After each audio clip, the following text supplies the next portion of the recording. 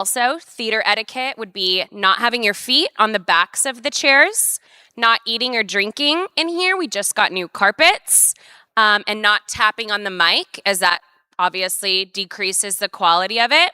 As well as when you're back there waiting, don't touch the curtains. While you are not presenting, you also need to be aware of your time for headshots. Hang It is back there right now, so if you're second,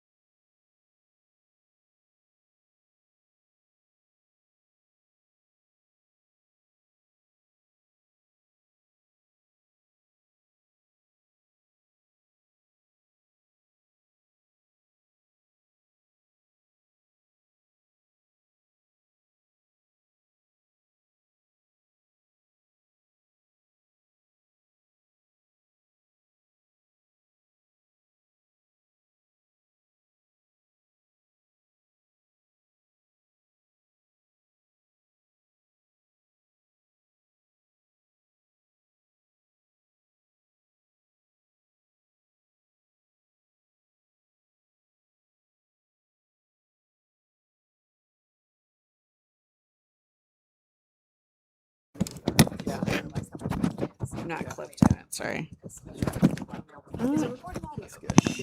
I know. Test.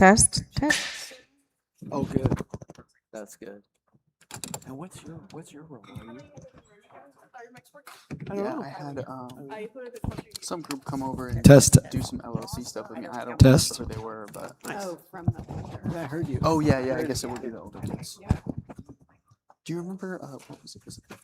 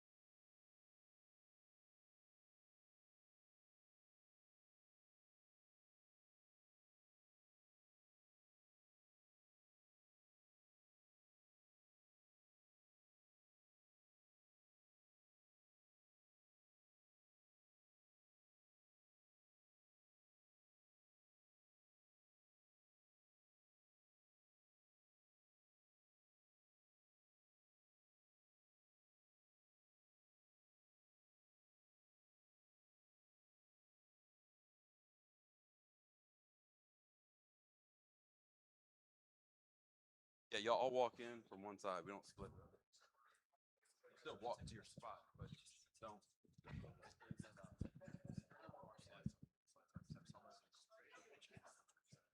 Wait, say it again? I think that was, I had left off for the dream, but when I put it to the beginning, this slide was subs. Okay, perfect. So now some people may not put the slides in. That'll be them for us. They are. I checked.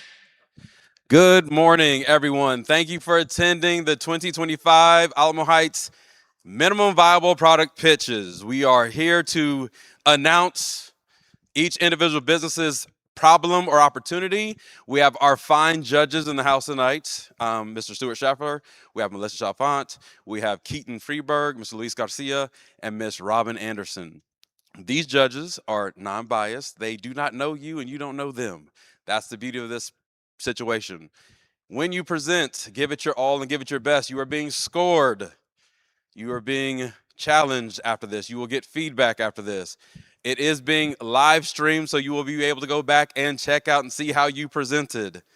May the best team present their best today. Our first group we have up is SUPS.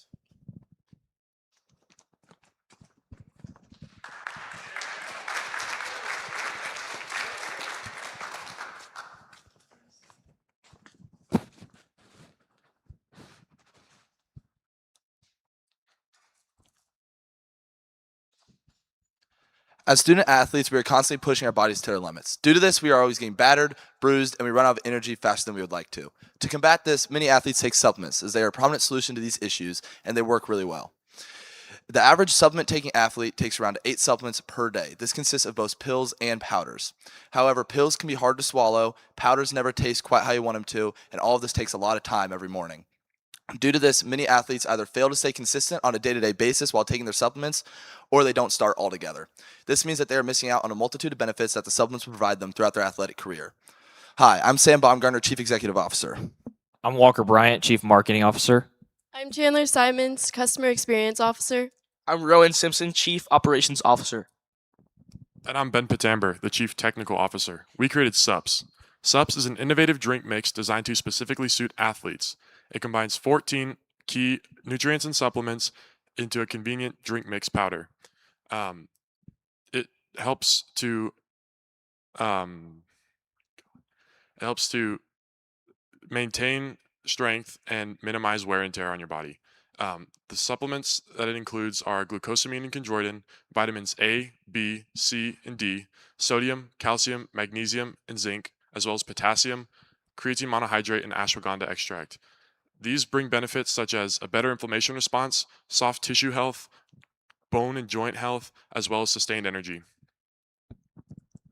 Our direct competitor is LifeAid in a multitude of its products, such as FocusAid, FitAid, and RecoverAid. Out of the athletes we interviewed, people that have tried LifeAid products complain of a bad taste and grainy texture. And according to a study done in 2024 by the International Food Information Council, 85% of people said that taste was the deciding factor when buying supplementation products.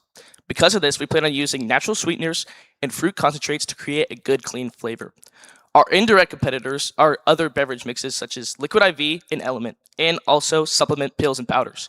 While most beverage mixes only focus on hydration and electrolytes, we also focus on this, but we also focus on muscle recovery and overall body sustainability. We talked to over 160 high school and college athletes, and the numbers speak for themselves. For every 10 athletes we interviewed, 6 of them don't take supplements, and around 90% of those who don't would like to. The main reasons why they don't take supplements is because it's such a hassle and it's hard to stay consistent. Around 84% said that they already take some type of sports drink, they just don't get the same benefits as they would from supplements. And as we collected our data, 97% said that they would love to have an easy, on-the-go, water-soluble, supplemental drink mix. It just needs to taste good. And that feedback is exactly what drives SUPS. When we look at our market opportunity, our total addressable market pertains to the U.S., where the Sports and Fitness Association says there's around 70 million athletes and active gym goers. When we look at our service addressable market, 9.5 million people in Texas who are young athletes or active gym goers. This market is supposed to grow by 6% each year, and the main leaders in this space are Gatorade and Liquid IV. We have one big question. Are athletes tired of taking multiple inconvenient supplement pills and powders every day? And would they be willing to try a more convenient alternative? We believe that if we offer a delicious, efficient, and convenient supplement drink mix, athletes will be more likely to stay consistent, reap the benefits, and buy it again. To create this, in early December, we planned on testing different ratios to get our flavor down. In late December, we plan on going to gyms and other athletic facilities to get samples of our product to see if people enjoy the taste. By early January, we hope to start trials with athletes that will take our prototype over a long period of time, see if it has the same benefits and effects as normal supplement pills and powders, and if it is more efficient and convenient. In late January, we have to have enough feedback to refine and finalize our product. To create subs, we are asking for $500. $350 of this would go into the supplement powders alone.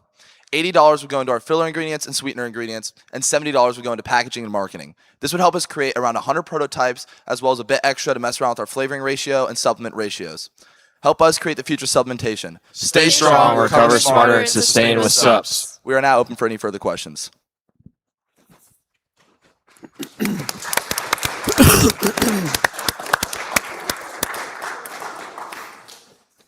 Hey, y'all, great job. I don't know if my mic's working. Yeah. Great job on the presentation. It was a good presentation overall. I wanted to find out a little bit about, you mentioned less than or right around 50% of student athletes take supplements. I understand the benefit of some of the supplements you're talking about. Can you go into a little bit about why you think more athletes need to take supplements? If they're not taking them now, what are the benefits that you're hoping to highlight? Is it recovery? Is that the main problem you're going after, is muscle recovery? So we're all athletes, and personally, I take 18 different supplements every day, and I can tell the difference between taking them and not taking them. If I miss a day or if I miss a couple days, like throughout a week, I feel a big difference in not only like the long-term effects from supplements like ashwagandha, creatine, or glucosamine and chondroitin on my muscles and bones. I feel like I take more wear and tear, and then also day-to-day vitamins like B vitamins and like those help with more sustained energy and having like a better energy level to attack your everyday athletic practices or games. Right. That makes good sense. I think that can come out in your story, is that I'm personally an athlete who takes a lot of supplements, and I notice the difference when I take supplements and when I don't. Maybe that helps with your origin story, like sharing that specific. Good jobs. One question, great job on, conducting a survey, 160 athletes, that's fantastic. Do you think your core audience is young athletes who are already taking supplements and hydration? So it's more like that's your core audience, or are you thinking a little broader? Our core audience, we're aiming more towards young athletes that either already do take the supplements, because this will help make it a lot more convenient for them to take these supplements, and also people that just don't take supplements because they don't know where to start or they don't have the time to do so, because this can help get them into said supplements. Since it's easy, you just tear open the packet, pour in your water, and drink it, and you have all your supplements for the day. So you're essentially grounding or connecting it to efficiency and convenience as the kind of key selling proposition. You also mentioned taste and a couple of other things. I would just make it really clear what your key differentiator is and how that is in fact different than the competition, because there is a lot of convenient, efficient products out there. So, what exactly is going to make you guys really different and unique? I'm glad that you mentioned it in your research, but I think make that even more clear. Just to follow up on that, the taste comment, you mentioned natural sweeteners as a differentiator. What about flavors? What are you thinking about flavor formulations that are different, similar to what's already out there? Well, to start, we're going to focus on primarily a lemon lime type of flavor, since it's a very common flavor that a lot of people prefer to drink. A lot of other supplement companies do have this flavor, but they never really get it quite right, because the supplements, you can taste them, or it's very grainy, and that's the main thing that we're really trying to avoid while doing this, is get rid of the bitter aftertaste or the grainy texture and just get purely like a nice lemon lime flavor that goes down smooth, and you can just drink it and you don't even really realize you're getting supplements in while you are. Work that into your story. Yeah. Cool. And then something else I was thinking is when you're testing your MVP, do they feel better after they use your supplement than they did prior to it? Like being able to measure that difference. Thanks, y'all. Nice job. Good job.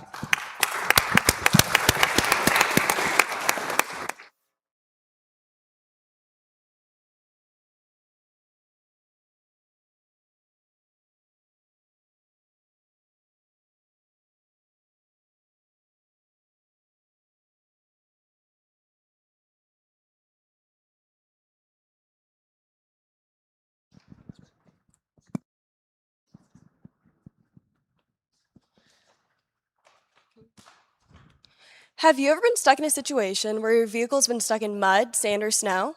I know I have. In fact, in 2023, over 70,000 people got stuck at the Burning Man event. It's a pain in the rear end. As I'm sure all of you guys know, Texas beaches allow us to drive on them. One day, me and my friends were in Port A heading to the Texan for slushies to cool off on a long, hot summer day. As we were exiting the beach, our tire got stuck deep in the sand. We held up the line of cars, completely embarrassed, and had no clue what to do. All of these sticky situations my teammate found themselves in are real problems. The only alternatives are these big, bulky traction boards or calling a tow truck, which could take hours out of your day and cost hundreds of dollars. Time is money, and we don't have time to waste. Hi, I'm Taylor Searles, your Chief Executive Officer. Hi, I'm Emerson Guerrero, and I'm the Chief Marketing Officer. Hi, I'm Lily McCray, and I'm the Chief Financial Officer. Hi, I'm Britton Barrage, and I'm the Chief Technical Officer, and we are GripGo. Go. The pain of getting stuck made us create GripGo, a compactable traction board that helps your vehicle get unstuck from sticky situations. A traction board acts as a wedge and goes under your tire, creating friction and allows your vehicle to regain traction from mud, sand, or snow. When solving this problem, we developed the 2 C's, convenience and compactability. Whether you're a 16-year-old girl going to the beach or an 80-year-old man on his ranch, GripGo SnapTrax is built for everyone, solving the everyday problem of getting stuck when you least expect it. Using stackable Lego-style technology, we will create a traction board to use from carbon fiber reinforced with aluminum rods. The carbon fiber makes our boards durable, heat-resistant, and lightweight, making them perfect for on the go. Our unique value proposition is simple. GripGo bridges the gap between the big, bulky, inconvenient traction boards and the flimsy, unreliable ones, using carbon fiber and aluminum rods to keep our design strong and lightweight. When we first started researching the market, most current options on the market do more harm than good. Our indirect competitors are those time-consuming tow trucks or other off-road recovery methods. Sure, they get the job done, but they are expensive, time-consuming, and a nightmare when stranded somewhere remote. Looking at our direct competitors, Rhino USA offers a strong traction board. However, they are bulky and heavy, weighing around 15 pounds and measuring 4 feet long, making them hard to store and hard to use. Then there's GoTreads, which try to make a compactable option but sacrifice quality. Their boards are made up of plastic, which melt under heat from the tire, chip easily, and ultimately fail to regain traction. Sure, GoTreads can change the materials they use, but they're still faced with another major problem. Hardly anyone knows who they are. After 31 years in business, their publicity is almost non-existent. However, GoTreads has proven there is a market for compactable traction board. We see this as an opportunity. We will stand out by the quality of our boards and better marketing, making GripGo the perfect middle ground between bulky, heavy traction boards and flimsy, unreliable ones. After interviewing over 100 people, we realized people off-road a lot more than we expected. This helped us generate our business-to-consumer and our business-to-business markets, marketing to RVers, the military, and people who just want their logo on our traction board. Out of 107 interviews, 83% of people found themselves in a sticky situation. 65% decided to call a tow truck, 20% already had a traction board, and 15% decided to call a friend. Many interviewees told us things such as, I get stuck more often than I'd like to admit, leaving them stranded and oftentimes leaving their days derailed. One thing stood out for us from this. People don't want to just get unstuck. They want to get unstuck fast, conveniently, and without risking reliability. When we researched the market, we realized we're not just stepping into a space that already exists, we're driving straight into a booming one. Our total addressable market clocks in around 43 million people based off the U.S. Service Report, showing how many Americans participated in off-roading between 1997 and 2007. Fast forward to today, according to the Growth Market Report, last year the global traction board industry hit $635 million, with the US accounting for $340 million of that. And guess who's leading the charge? Texas, owning 10% of the US total market share. As of March 2024, according to the Texas Department of Motor Vehicles, there are around 26 million registered off-road vehicles in Texas alone. That is our serviceable addressable market. And here's the kicker. The market isn't slowing down. It is projected to grow at a compound annual growth rate of 8.2% from 2025 to 2033, reaching $1.8 billion in total market size. This data also comes from the Growth Market Report. When we first were coming up with GripGo, we had one major question. Would people see GripGo as a viable option compared to traditional traction solutions? Our hypothesis is yes. If we create a reliable, convenient, simple traction board that anyone can use, people will choose GripGo every time they find themselves in a sticky situation. Through our research, we analyzed the traction board market. This allowed us to find weaknesses in our competitors, whether it was the big, bulky, inconvenient traction boards around the USA or the flimsy, unreliable ones at GoTreads. Our next step is for our research to help guide us to our MVP product development and our MVP testing phase. Our MVP plan focuses on turning all of our research into a tested, proven product. Right now, we're finalizing our design and preparing to develop our first prototype. Using a stackable Lego-style system, our boards will be made up of carbon fiber and reinforced with aluminum rods for strength. Our goal is to have our first prototype developed by the end of December. In January, we plan to test in real conditions: mud, sand, and snow. We will measure performance, ease of use, and setup time. From there, we will refine our original design and prepare a second prototype. This process gives us the data and confidence we need to prove that GripGo is ready to take the traction board industry to the next level. We are asking for $500 total for testing our product and creating our product. $300 of that will go towards carbon fiber, making sure we stay lightweight, strong, and durable. Molding for our aluminum rods, making sure that we have added strength when we're driving over them. And epoxy, making sure it stays rigid and in shape. The final $200 would help cover testing costs and funding our domain name. This $500 investment will allow us to build, test, and refine our MVP, taking GripGo from not just a cool idea to a working, field-tested product. When your wheels spin, your day shouldn't stop. GripGo keeps you moving because we understand getting stuck isn't an option. Whether you're off-roading, just out working at a ranch, or just a 16-year-old girl trying to leave the beach, GripGo is made for everyone because anyone can get stuck when they least expect it. Get a grip with GripGo. Nice. First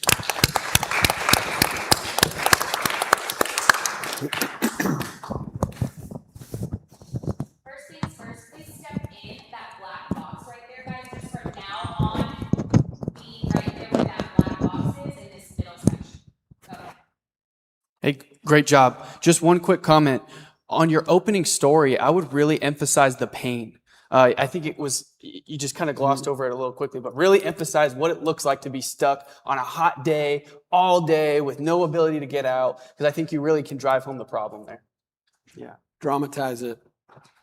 So I grew up in Colorado. So traction is a big problem. Getting stuck, a big problem. I think that for one of the things you could probably add in, and I wrote this in the notes, do some competitive analysis about ice solutions.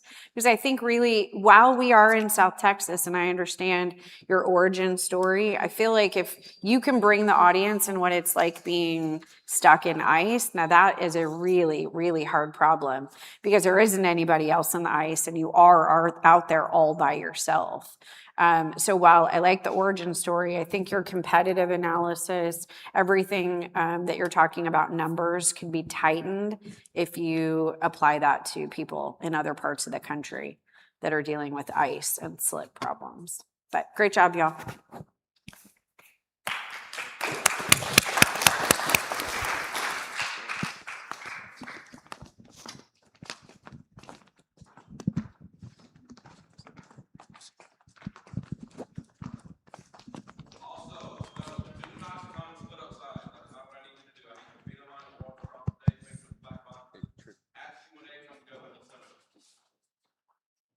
So when y'all are ready for questions, y'all are gonna step together in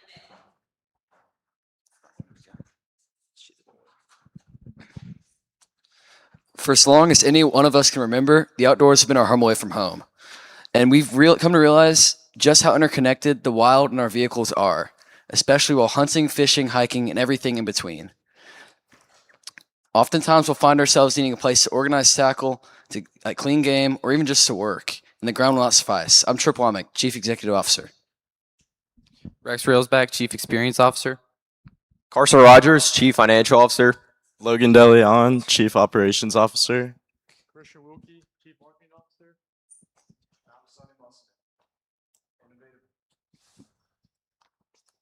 I'm Sonny Musselman, Innovative Architect. Our mentor is George Cole. He attended the University of A&M and he has a background in engineering.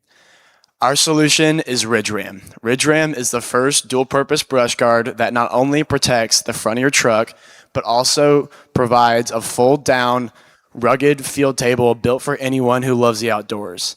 This table has many purposes, such as dressing game, organizing tackle, and tailgating, and anything else you put your mind to.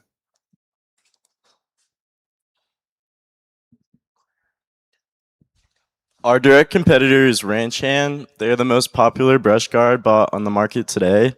Their product consists of a stainless steel base that protects the front end of your truck. Our indirect competitors are Aries and Weston. They consist of the same idea, just with their own unique designs. And what separates our product from these companies is our unique design of our rugged field table, as well as protection for the front end of your truck.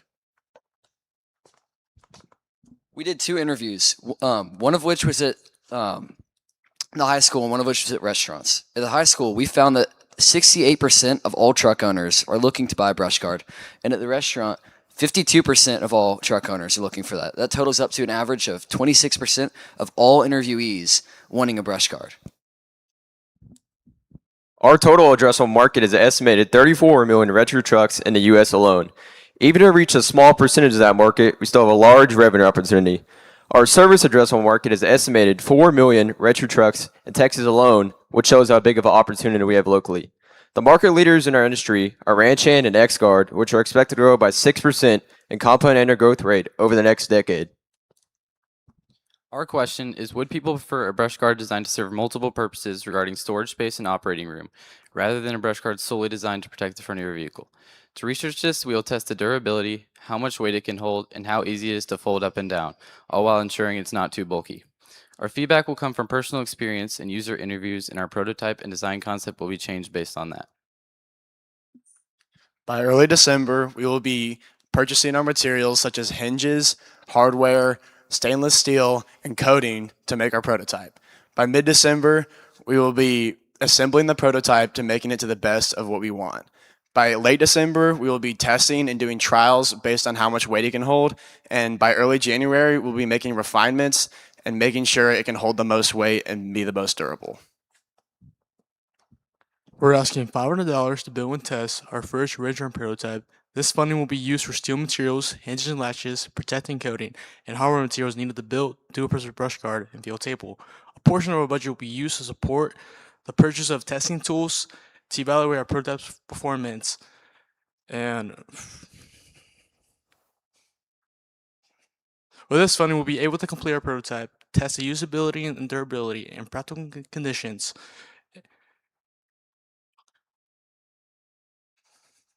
and refine the design based on direct user input and field testing results. Ridge Ram. From road to ranch, ready when you are. We are now open for further questions.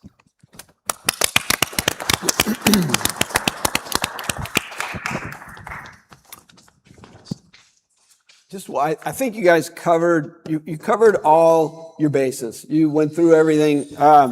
The one thing I will say is you got to practice. You got to practice your introduction so that you're projecting your idea, you're projecting confidence in the problem that you've identified and how your solution is different. I'm still kind of left unclear what the solution is and why it's compelling. If this table is really compelling enough for it to be your key differentiator, because you mentioned 2 things, protection and the table. Sounds like your competitors cover protection. So I don't know how your protection is better than theirs. So then I'm left with, well, that must be the table that really makes this unique, the fold down table. I want to know more about that. Like in your interviews, did people say, is that compelling enough? And is that really powerful? And have a sketch of it, like have a prototype sketch of what it looks like. You had a few pictures, but I still didn't understand. Of course, I'm not the customer, so maybe that's part of the problem. But I would just, work harder on the way you introduce it, the way you kind of romance it, the way you justify why it's different and unique. And you'll prove that in your MVP test, but make sure that that comes through really clearly. Is that fair? Yeah, I would agree with that. Just spend some more time on showing the application and maybe how this adds value beyond just like the back of the truck and the tailgate. I think the picture that you did have, I don't know what those were. It looked like sacks of feed, but if it's meant to be a table, is that like an entertaining application? I don't know. You guys think through that, but I think that would be helpful in helping everybody understand it better. Thank you. Yeah, I put that in my notes. I understand how you're doing it. I think the plan for the MVP is very clear. It's just the why. So I understood the what, but I didn't understand the why. So, but good job, y'all.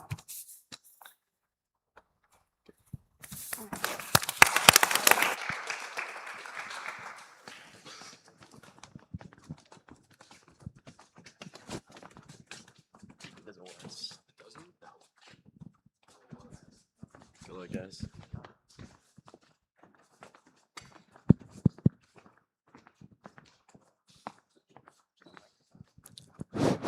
Just hand it.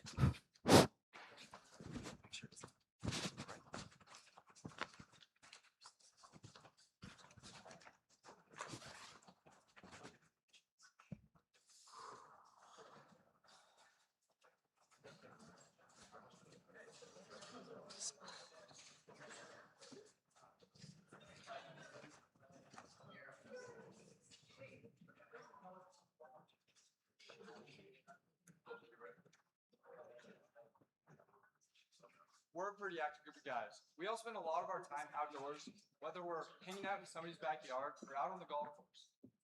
But nobody wants to drag a 50-pound cooler out there just to keep a few drinks cold. And even worse, when you're boiling in the heat, you do not want to find out that your drink is even hotter than you.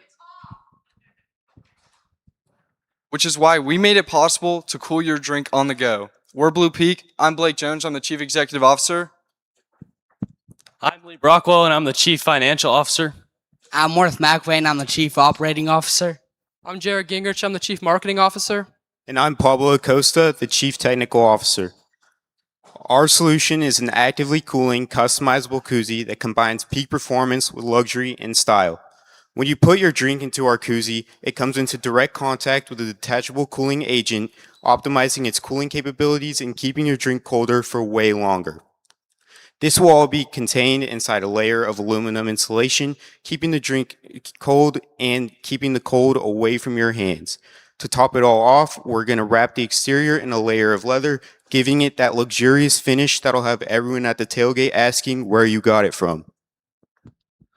Our indirect competitor is the standard neoprene koozie. This koozie is flimsy, and simply, the quality is not there. Our direct competitors are Yeti, Camelback, and Hydro Flask, as they all produce a double insulated koozie. What separates Blue Peak is our actively cooling agent, which there's nothing like on the market to go inside of our premium double insulated koozie.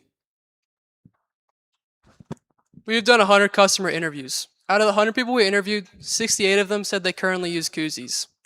A majority of the people we interviewed said the current koozies were either too expensive or didn't keep their drink cold.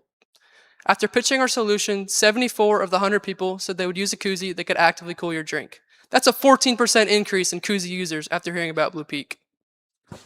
Our total attainable market is around 30 million koozie products sold in the United States in 2024, with our service addressable market being around 5 million koozie products sold in the state of Texas in 2024. These numbers come with a compound growth rate of 7% through 2028.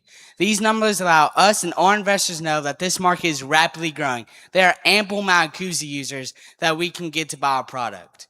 The market leaders in this industry are Koozie Group with their foam, neoprene, flimsier designs, and Yeti with their expensive, more premium metal designs. Do people really see a need for an active cooling koozie while out in the heat drinking? This is what we're trying to solve. We plan on solving this by seeing how different drinks react at different temperatures, how long it takes for each of those drinks to get to room temperature. We also plan on testing how different active cooling agents work with different drinks and how long it takes for those drinks to get cold from the active cooling agent.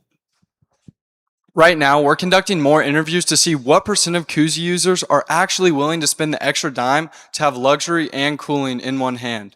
We're also testing different cooling agents to see which one most efficiently cools your drink so you can have the best experience.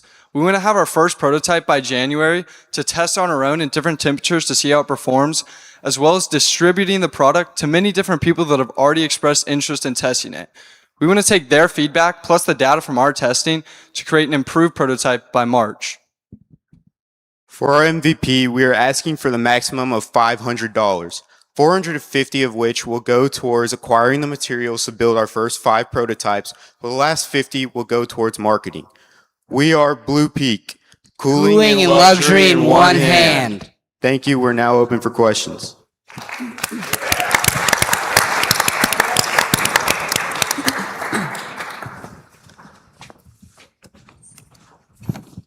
I guess I'll start. I think great job. The mic wasn't working. You didn't skip a beat. You just kept going. Nice job. I think you guys actually got a lot stronger later in the presentation. That's normal. You would get more comfortable. I think when you started to describe your MVP and what you want to learn and what your hypothesis is, that was really strong. Like you're really clear what you're trying to test. Up to that point, I was really unclear what this active cooling technology is and how it works and why it's different. You did a nice job of talking about the competition, but I'm still kind of left with, is this really compelling? Will it really work? Like, what is it? The sketch was a little weak. Like, really work on, you got to improve that. Like, really show a strong sketch in your product. But nice job overall and really nice, strong finish. And on that point, one thing I think you can do is identify how much longer your product is going to keep the drink cold over Yeti or something like that. I think you should make the statement, our product keeps a drink colder, longer for 20 more minutes or something like that. Mm-hmm. And when you're talking about the active cooling, because we have a team that's working with something similar, that's our accelerator team, what have you found so far that's really working for you on that active cooling? So right now, we're looking at mainly gel packs, which you can freeze and stay cold and frozen a lot longer than just standard ice. And we're also looking at medical ice, which is kind of like a glow stick. When you break it, a chemical reaction makes it turn cold. So we're testing a bunch of those. Just gel packs and the medical ice are mainly our 2 things that we're looking towards right now.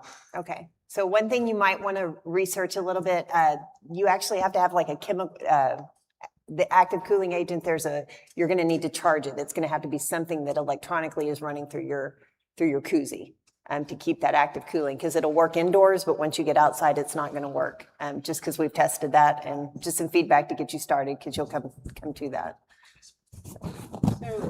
I'll say real quick, we understand that you won't have all of the members on your team, but that's important for you all to tap into resources that you don't have. So if it's a scientist, material science or otherwise, showing that in your use offense, if you have access to a lot of universities, a lot of people in the industry.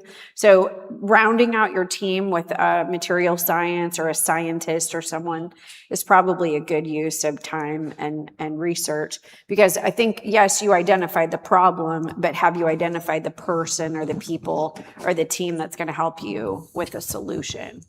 So great job, y'all.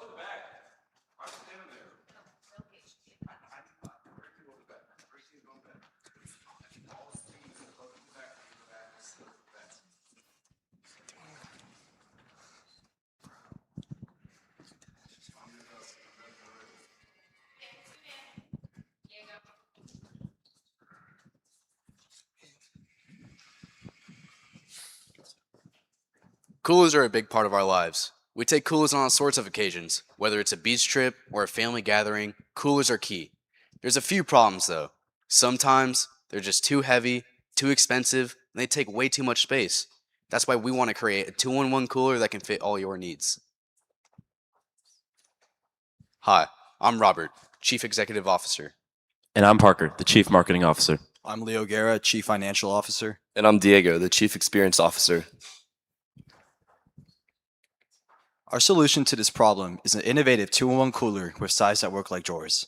Expanding from a small 25-quart box into a large 55-quart unit, users will have the flexibility to use this 2-in-1 feature in one cooler wherever they go, whether it's a small family outing or a large gathering.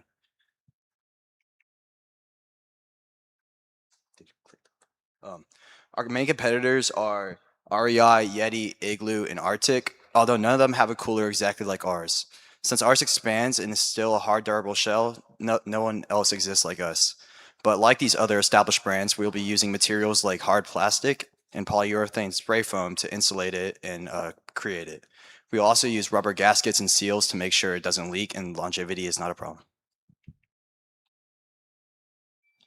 Of our 101 interviews, 85% of people have had trouble trying to find room to store their coolers. This motivated us into figuring out what size would be best suited for our customers, and we've evaluated that 65% of people would much rather have a 25-quart cooler. Our total addressable market is 90 million households in the United States that own coolers. Our serviceable addressable market is 7.9 million households in Texas that own coolers.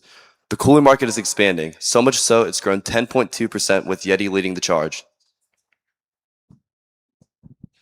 We believe families and outdoor enthusiasts who currently own multiple coolers will be interested in our single and expandable cooler that expands from 25 quarts to 55 quarts. If we create a durable and insulated prototype with expanding side styles, we believe users will, 1, replace multiple coolers, and 2, be willing to pay a competitive price. Through our interviews, we found that most people own 2 or more coolers of different weights and sizes. This insight highlights a clear market opportunity for us, where a 2-in-1 versatile, safe spacing cooler comes in handy. Combining functionality, portability, and efficiency, our cooler eliminates the need for multiple bulky options, providing customers a more compact and convenient solution for every outing. By January 1st, By January 1st, we plan on developing our very first prototype. We'll test it for leaks, if the side drawers work, and if the temperature stays regulated. Our ask is $500, $350 for the materials needed, and $150 for the equipment necessary to make the prototype, like the expanding side drawers and the wheels and the track system.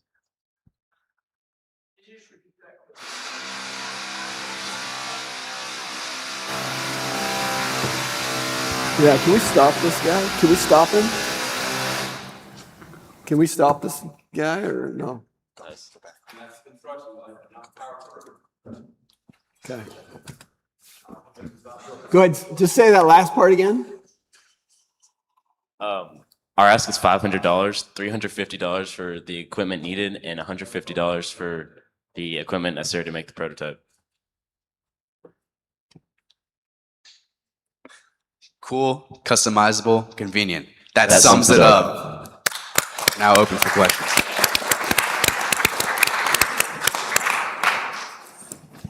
So great job powering through the power noise. My biggest question is, I see your differentiation is the expandable component of your cooler. What I didn't hear, is there anything else that makes it different than what's already out there besides expandability? Well, we will be also adding like a drain feature, handles and wheels, everything else that other coolers also have, but it'll be similar just with that drawer feature. Can you, okay.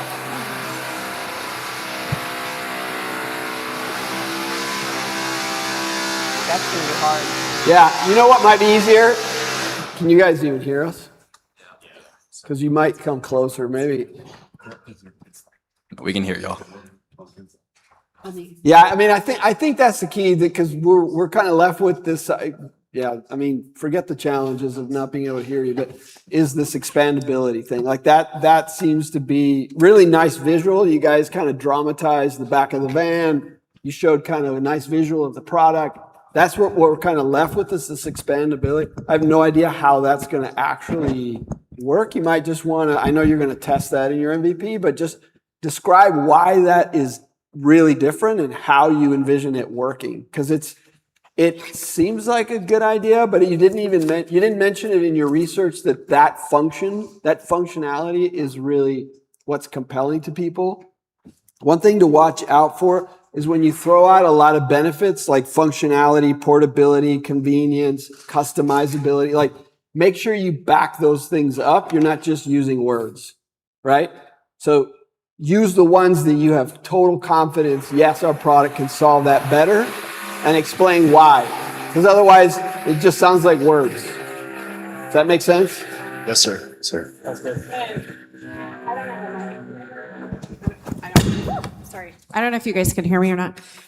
Be careful with your competitive analysis. You talked about the hard coolers, but the first thing thought in my head was I wanted you to address cooler bags because cooler bags are very flexible in and of themselves. So I liked the picture of the trunk and the back, but that's why my family uses the cooler bags is because I can keep them and smush them into areas. They're very flexible. What they lack is they don't keep your stuff very cold. So it is still a competitive advantage, but maybe address that as well. I think it's a really clever idea, and it reminded me of RVs that have expandable, I don't know what you call them, I guess slides. The one thing that a lot of people talk about with RVs, though, is that they leak. So that might be something to also introduce in your presentation, how it keeps things cold and won't leak as well. But I thought it was really an interesting idea. That stuff you were doing in the back with the visual of the van and all that, like I would say bring that to the front so you really dramatize the problem right from the start. Like focus on your start and your finish. So you start really strong, you finish really strong. Your middle was good, but improve your, like right off the bat, dramatize the problem. Here's why we're. What do you point at? Maybe one to the back.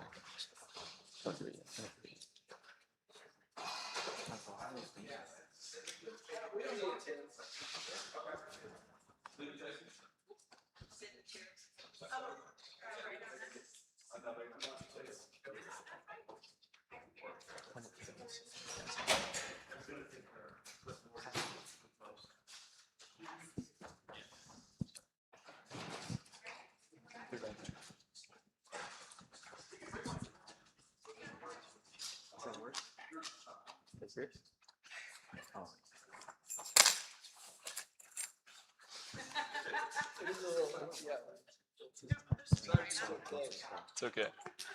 Does the clicker work or y'all? Does what? Does the clicker work? None of our AV users are good. I think we need help with the clicker. Aim to the back.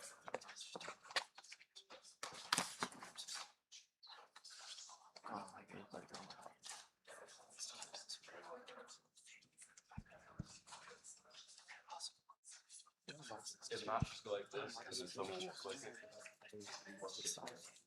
This one doesn't work. Mine's charging. I don't know why I didn't charge, but balance.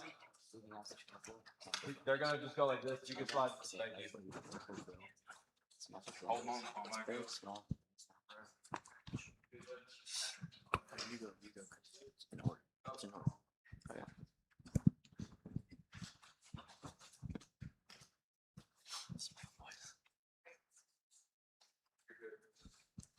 If you're getting into camping or tailgating and looking for an efficient way to cook, we got it.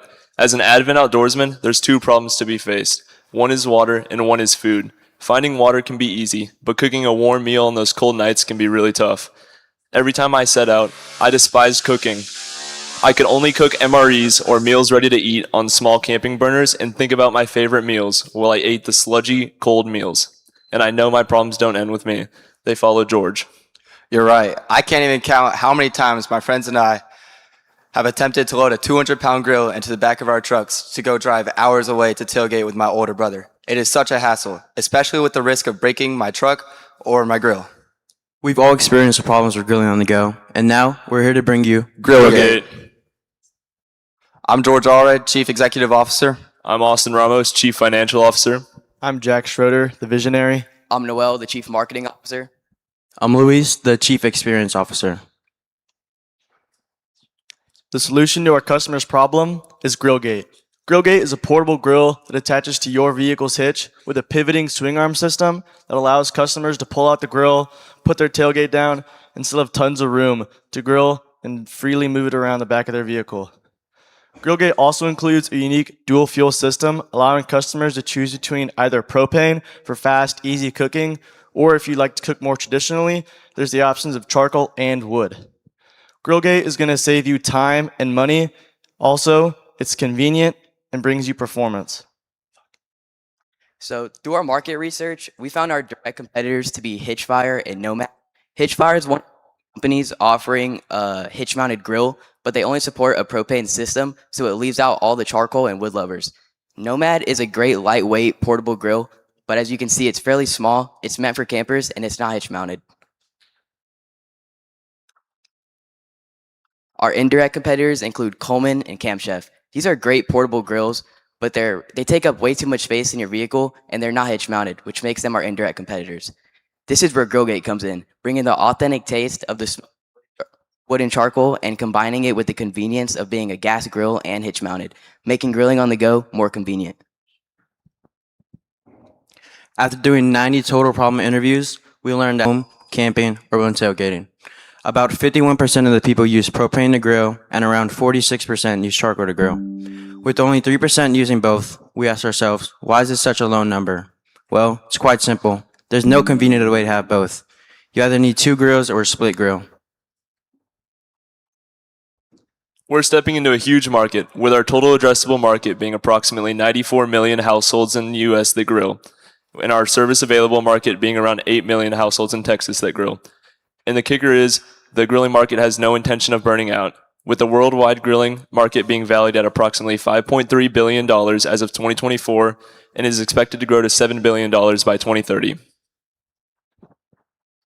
Our overarching question is simple. Can we help people who struggle with bringing and setting up their grill while camping or tailgating have a more convenient and enjoyable experience? Our conclusion is yes, we can. After reviewing the data that we collected through our problem interviews, we found an overwhelming amount of people love grilling on the go, but are not happy with the current solutions. To make sure our product is viable and will not fail, we'll be running it through a couple of tests. For our first test, we'll be making sure that whenever you're using the propane system, the heat is evenly dispersed upon the grill tops and griddle tops, allowing for no areas to be hotter, also known as hot spots. For our second test, we'll be making sure that insulation is well executed, allowing the inside of the grill to get very hot very fast, while the outside of the grill is still safe to the touch. For our third and final test, we'll be exposing the Grillgate to unfavorable conditions where other grills have failed through mud, rain, and sun exposure to make sure that the Grillgate is built to last and will not rust or decay. For our timeline, we'll be doing our prototype mock-up in December, with our first prototype coming early January. From January to February, we'll be testing our prototype, making sure that we have a quality product that is ready for the market.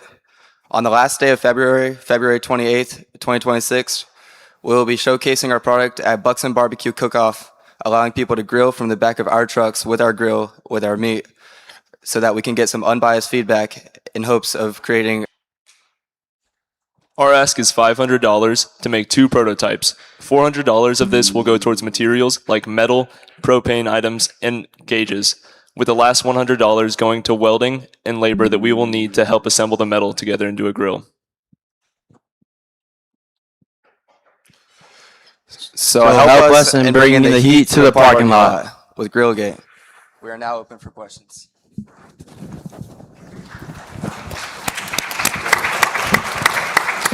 Good job, guys. Can you back up on your slide a few to where you have the truck with the grill on the back? One more, right here. Go back one. Sorry. What is the difference between Hitchfire and y'all? We offer a dual fuel grill, and they offer just propane. And they also offer only grill, not griddle top. Okay. It seems to me as though that's your biggest differentiator. Is that right? I think you probably need to express that a little more when you're talking about your solution. Well, in the problem phase and in the solution phase, because it seems to me as though that's the one that really separates you. Yes, sir. So I understood the what, but I wanted to understand why it's not that way, and who on your team will vouch that you're looking at the safety piece. Because I mean, I'm thinking about it, and we have two grills. We have a gas grill and we have a charcoal grill. But I wanted to understand a little bit about the safety and why I have two grills now. And do you have someone who can speak to the safety of what you're doing? Have you had those interviews yet? Because I think you're onto something. There is efficiency with a grill that I can go from charcoal to gas. I actually like charcoal. My husband likes gas. But I wanted to understand a little bit about the safety and if you haven't had those interviews yet. So I think you could weave that into your use of fins. Yes, ma'am. I thought you did a good job of personalizing the problem up front, so that caught my attention. And then I thought that testing the prototype at the cook-off with people who obviously use it a lot is also a really smart idea. So good job. One quick question. Yeah, you did a really nice job from the start. Really strong opening all the way through, really clear. I would describe your audience a little bit more clearly.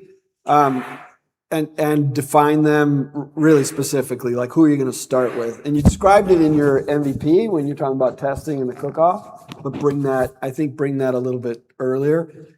I'm still a little bit confused. You talk about a hitch mount, but your visual is it attaches to the tailgate. So I was a little confused about that. So it will be attaching to the hitch, but our plan is to make it where if you put down your gate, that you can still use your gate as almost a tabletop. Got it. Okay. Yeah, you might make that a little more clear. I don't know, but really nice visuals I too. know the drawing's awesome. Yeah. Good job. Good job. Yes, sir. Thank you. There you go.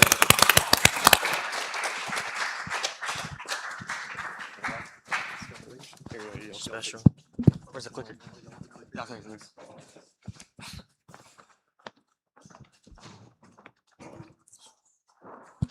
Hello.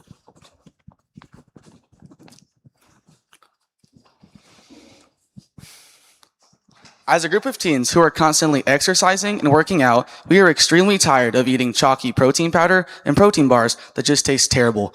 We want something sweet, cold, and rewarding, but also something that won't completely destroy all of our protein goals.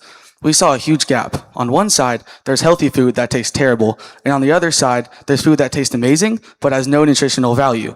We saw that there was nothing in the middle. And I'm Mason Macedo, Chief Experience Officer.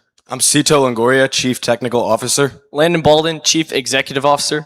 I'm Stephen Maffridge, Chief Marketing Officer. And I'm Mason Ketchum, Chief Financial Officer. And this is our mentor, Jared Farhart. He graduated from UT Austin and has a background in marketing. Our solution is to create Strong Scoops, a protein ice cream with 35 grams of protein, mainly sourced from vanilla whey and dairy. This allows you to sneak protein into your diet without even knowing it. Our direct competition is Halo Top and Protein Pints. Protein Pints is a protein ice cream brand that offers 6 flavors. When looking over their lineup, we noticed they don't have a vanilla flavor, which is a big miss as according to Instacart's 2024 to 2025 data, vanilla was the most ordered ice cream flavor. On the other hand, Halo Top is a healthy ice cream brand that focuses more on being low calorie than high protein. They've made a big name for themselves, landing in stores such as H-E-B, Target, Whole Foods, and more. Our indirect competition is Fairlife Protein Shakes and Quest Protein Bars, as they are both additional ways for you to get your protein in. So we interviewed 100 people in the H-E-B frozen aisle section, and we came to see that 63% of people actually purchased their ice cream at H-E-B, but we also heard other names such as Target or Trader Joe's. We were also asking what type of protein people eat the most, and 51% of people eat chicken and eggs, but they all said that they'd be willing to add our ice cream to their diets as an extra boost of protein. And we were also asking what flavor people enjoy the most. And 33% of people enjoy vanilla. Therefore, vanilla will be the first flavor that we launch. Our total addressable market consists of 292 million people who buy ice cream in the United States each year. Within that, our serviceable addressable market consists of 27 million people who buy ice cream in Texas each year. For perspective, both of these numbers represent around 90% of their respective total populations, demonstrating just how viable the ice cream market is. Through our research, we also found that currently Ben & Jerry's and Haagen-Dazs lead the ice cream market. Ben & Jerry's represents 19%, while Haagen-Dazs represents an additional 8%. And lastly, we found that by the year 2030, the ice cream market is projected to grow 2 to 4%, and the protein supplement market is projected to grow 7 to 8%. Our big question is, are people trying to sneak protein in their diet in a more fun and effective way? People are tired of these chalky, repetitive protein powders and bars. That's why we're trying to create a protein ice cream so healthy and delicious that people would rather eat that than other protein products or even other ice creams. Our timeline kicks off in December, where we will buy our ingredients and start working on our first prototype. For our first flavor, we are going with vanilla, as it's basic and will act as a foundation for future flavors. In January, once we have our first batch down, we will sample it at our local farmers market. Then, in February, we'll launch a revamp to our first prototype, tweaking anything customers didn't love, like texture or flavor. Finally, in March, we'll open pre-orders to the public and start working on packaging. To see if Strong Scoops is really ready for the market, we're focusing on 2 key areas. First, customer feedback. We'll run taste tests and surveys to rate texture, flavor, and customer satisfaction, and to see how we stack up against competing brands. Second, sales data. We'll track how many pints we sell and at what price point people will buy at. This provides the strength of our demand. These 2 combined will show us where Strong Scoops really stands and how close we are to being the next go-to protein ice cream company. For our MVP ask, we're asking for a total of $300 to bring Strong Scoops to life. $150 of those dollars will go towards our ingredients and packaging. So we can make about 10 test batches of our vanilla prototype. 75 of those dollars are going towards our food handler's license so we can handle our ingredients safely and legally. Our last $75 is going towards our farmers market on-site permit so we can get real feedback from real customers. This money will help Strong Scoops is ready for the market. So you can build yourself, feed yourself with Strong Scoops. We're now ready for any further questions. Nice.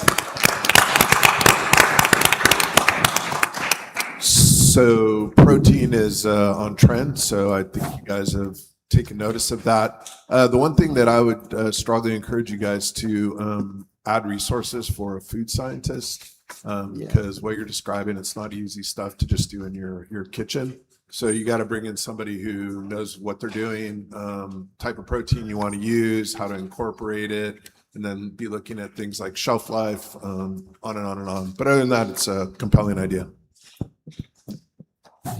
Yeah, I'd use of funds. I might add a little use of funds there for the branding side of it, because everything, the presentation was great. I loved where you're going with it. I think branding with a food company is going to be important, so you'll want to set some of that aside to make sure it stands out. I would be careful when you're talking about your addressable market. While I am someone who eats a high protein ice cream, I am actually your customer because I think it tastes great. And if I'm adding extra protein, I kind of like the idea of that. But just be careful about your addressable market. An ice cream eater is not necessarily a protein, cares about protein. So just be careful because you might be overstating. And I'm not saying that you guys aren't onto something, because it doesn't taste any different to add protein to it. But just be careful about bringing in all ice cream. Because there's some education that still has to happen for people like, hey, it's a great taste and you're getting protein. So, but great job overall. I really like the idea of it. So nice job on your slides. Graphics really good. Good logo. Really tight story throughout. I agree. I think the competition, you did a really nice job of describing it, but not really saying why you're different or why you think there's a gap that you're filling.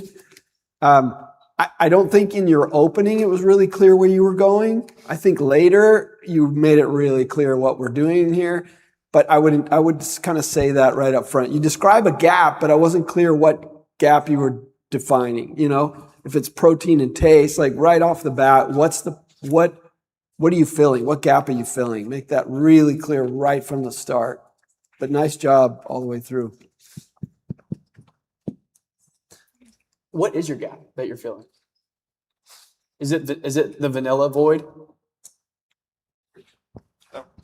It's mainly. Oh, are you talking about like against protein pints, like our competitors? For protein pints, it's yes the vanilla flavor, and then for Halo Top, we're gonna focus more on being high calorie than low protein, or we're gonna focus on being high protein than low calorie. Okay. Two things. One, I think that one of the biggest things you're going to have to overcome is just marketing. I think marketing is going to be the biggest key here. So if your differentiator is that you're going to do vanilla and then you're also going to be high protein, you're kind of in a competitive market. So you guys, I think one big thing you need to harp on is that you guys are going to do marketing better than everybody else. And then with that, you talked about you're comparing protein bars to ice cream. And I think you could come up with a better comparison just because protein bars are, when I think of them, like, oh, I'm on the go or something like grab and go. Ice cream's not really a grab and go thing to me. So I think your comparable should be Halo Top and whatever the other one is, and it just really emphasize how you're different. But great job. Y'all, real fast, sorry. You might want to show that I liked the blender when you think about it, but I know my son, makes protein shakes or whatever, so he's combining ice cream and protein powder, so that might help us get to that visual faster. Like we can make you your protein powdered smoothie on the go, or you know what I mean? So anyway, just an idea. Thanks, y'all. You guys did a great job. Great job. So we do get the clicker? It doesn't work though. You gotta click it hard, multiple times. Hello? How do you turn this on? Hello?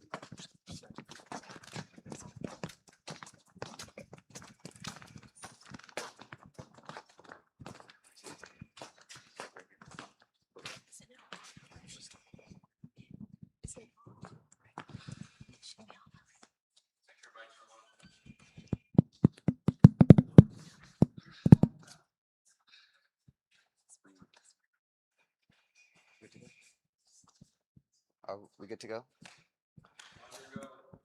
For me and many other students, I come to school to learn. This is already challenging enough on its own without having to deal with being low on energy, making it hard to focus in class. The common solution to this seems to be to just drink energy drinks or coffee. Both these products run into the same problem. They're just not good for you.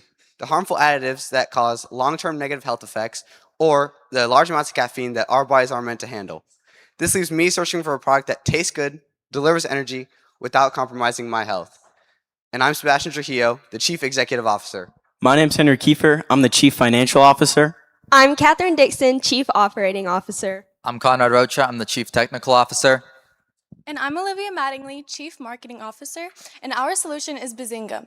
Our team is going to make a strip gum infused with nutritional ingredients to aid brain function.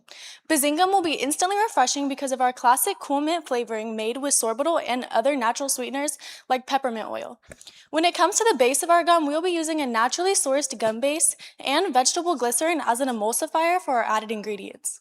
Our main ingredient, matcha, which helps to aid cognitive health and calmness, will be paired with minimal amounts of caffeine to give you the boost that you're looking for without the harmful additives. As for our direct competitors, these include Run Gum, NeuroGum, and Rev Gum. The consensus on the online reviews for Rev Gum and Run Gum is that their bitter taste makes purchasing them not worth it. As for NeuroGum, we distributed these among our peers and found that only 11% of people actually enjoyed the flavor. We plan to combat the bitter taste by using a strong peppermint oil to mask the flavor of caffeine, which tend to be bitter. We also plan to use low sugar or no sugar, and for our indirect competitors, these include coffee brands and energy drinks. These are sugary and highly caffeinated, which can lead to weight gain, sleep insomnia, and increased risk of heart attack. We plan to use no sugar and low dosages of caffeine so you can get an amount to your liking. To understand the habits of our future potential customers, we completed 100 interviews with 4 out of 5 people under the age of 22 meeting our target audience. 84% of the people we spoke to said they regularly use caffeine products, indicating a clear dependence on caffeine. Over half the people we spoke to said they are regular gum chewers, demonstrating how our product would naturally fit into their existing habits. 60% of people said they are worried about the negative health effects posed by energy drinks. Overall, our product concept received an enthusiastic reception, with 92% of people stating high interest. Currently, our addressable market consists of 2 major categories: student-centric energy drinks and adults that drink coffee. Currently, in the United States, there are a little over 14.9 million students that drink energy drinks and over 225 million adults that drink coffee. This brings us to a total of 241 million total potential customers within the United States. Going down to Texas, for our service addressable market, there's a little over 2.5 million students that drink energy drinks and over 19.4 million adults that drink coffee. Currently, the market for energy gums is projected to grow by 7 to 9% every single year, according to Total Allied Research. Not only this, but the market is mostly dominated by large name brands such as NeuroGum, which they currently do not display the percentage of the market that they share. What we now need to find out is whether or not people are looking for an extra source of energy through our gum. In order to do this, we plan to make 10 prototypes and distribute them out to high school and college students, meeting our target audience. Then we plan to receive feedback on whether or not they struggle to maintain energy throughout the day, the convenience of our product, and the overall effectiveness of our product. Our team's #1 priority is creating a prototype and getting our gum into people's hands, which is why we are currently researching places to distribute, like farmers markets and local pop-up events. Our timeline includes creating our first prototype in the end of November, distributing that out in December, gaining feedback on our first prototype at the beginning of January, and creating our second prototype at the end of January based on that feedback. For our MVP ask, we're asking for $500. $300 of those dollars will go towards our ingredients, including gum base, matcha powder, vegetable glycerin, peppermint oil, and sorbitol. The other $200 will go towards our food handlers' licenses, our domain name for our website, and our packaging. Bazingum isn't just a gum. It's instant energy, focus, and calm. Bazingum, powering your mind. We are now open for any questions. Excellent job. You guys really should be really proud. Every one of you was very strong. You engaged with the audience. You were really connected to your topic. You were well rehearsed. You did a really, really nice job, start to finish. I mean, really the only feedback I would have is when you're talking about the addressable market, show that on slides. The slide was not reflective of what you were saying. Just make sure the slides are as strong as what your story is and what you're saying. But really nice job from start to finish. Really strong opening, really strong close. Great job. Thank you. I was really impressed with your knowledge of the different ingredients that you're thinking about in terms of the formulation. For me, though, it seems like there's a bit of a disconnect between the formulation and the branding. You guys are describing a very natural product, but that branding to me feels kind of 5-hour energy-ish. So I would think through that and just make sure that the product and the branding, there's some synergy there. And then the last thing I would point out is matcha is pretty low in terms of caffeine content, but it seemed like also you guys were kind of playing up this buzz and energy, which also feels very kind of synthetic and 5-hour energy. So what you described is more of a clean energy. And so I think same sort of thing, there needs to be a tighter cohesion between the product and the branding. But other than that, I'm really impressed. Good job. Thank you. That's great feedback Yeah. right there. I thought the same thing about matcha. So I put that in my notes for you guys to go back and read. I like the concept.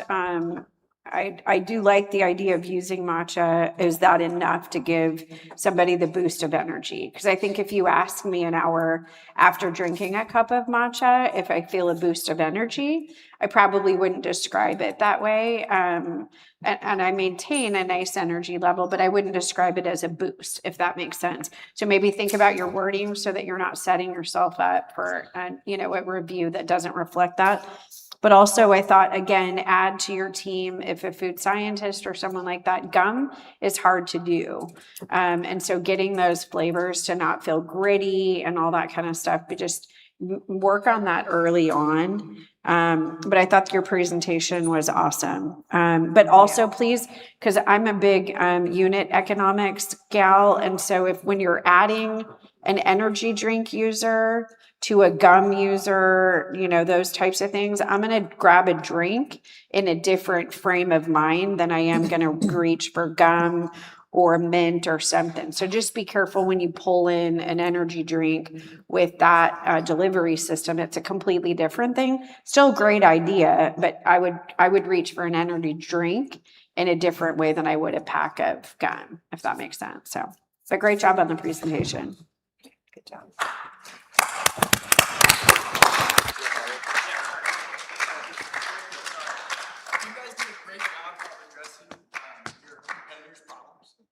Some of those problems that you address up to the front too. Does that make sense? Yes, sir. Cool. Thank you. Thank you. Thank you. Great. Thank you. Thank you.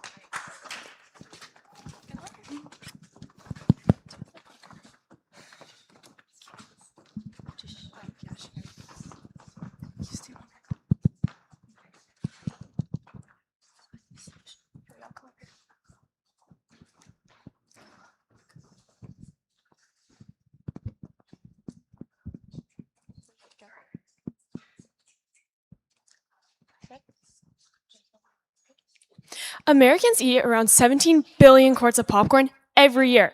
But the problem with this is it all tastes exactly the same.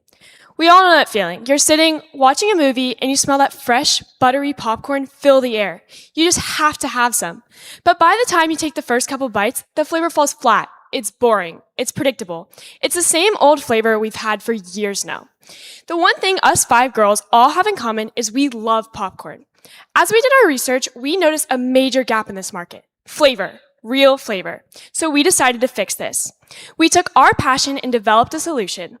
Popcorn that refuses to be boring. Stop settling for plain, start popping with flavor. Hi, I'm Addison Herf. I'm the Chief Executive Officer. I'm Vivi Love. I'm the Chief Marketing Officer. I'm Clara Wallish. I'm the Chief Experience Officer. I'm Paloma Pena. I'm the Chief Technology Officer. I'm Lily Hess. I'm Chief Financial Officer. And this is our mentor, Angelica Garza, who's been a great help to our progress so far. She has a background in finance, which will help us promote and produce our product. Our solution to the gap in the market is microwavable flavored popcorn. We plan to use organic pre-flavored kernels and other healthier alternatives, such as beef tallow and coconut oil, natural dyes, and organic seasonings, all while still delivering a unique flavor experience.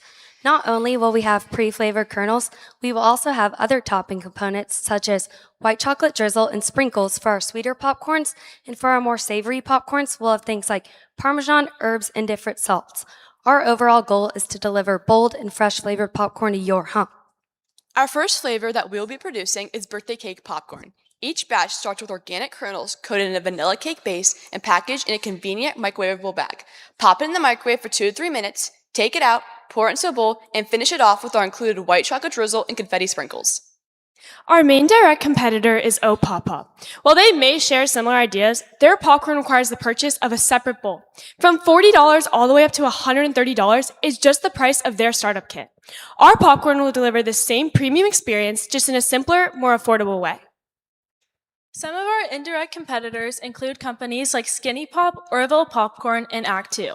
The problem with these companies' products is that they lack the warm and fresh feeling of popcorn that has just been made.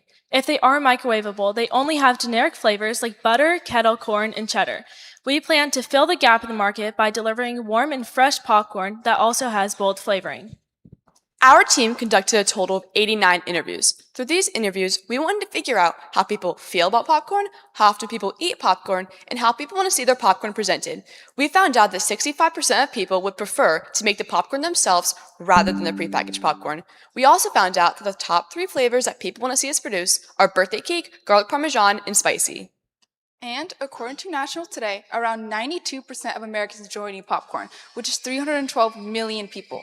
Using the same logic to find our serviceable addressable market, I found that around 1.2 million people living in San Antonio enjoy eating popcorn as well, giving us a very large market. A reoccurring question we have is, are people looking for a newer, healthier, and more flavorful microwavable popcorn alternative? What we plan to create is a microwavable popcorn filled with bold flavors that brings a new idea of what popcorn from home can be. We are going to test out different formulas, whether that is with butters or spices, to figure out which works the best with our kernels so we can make the best popcorn. And starting in early December, we are going to test out flavors birthday cake and garlic parmesan by creating the recipe for these flavors as well as the prototype for the bag. We will hand these out to our family and friends to receive more feedback on our product, which will take us all the way up until early March. We are asking for $500. With this money, we will enter the testing phase of our product. $250 of which will go towards materials like organic kernels, white chocolate, cake mix, and more. $125 towards marketing and $125 towards production, so that we can reach a wide range of people. We will do this by creating informational posts and by setting up a small booth at local markets so that we can distribute samples of our product and get valuable feedback. Thank you for your consideration. We're Flavor Pop, bold flavored popcorn, ready when you are. Thank you for listening. We are now open for questions.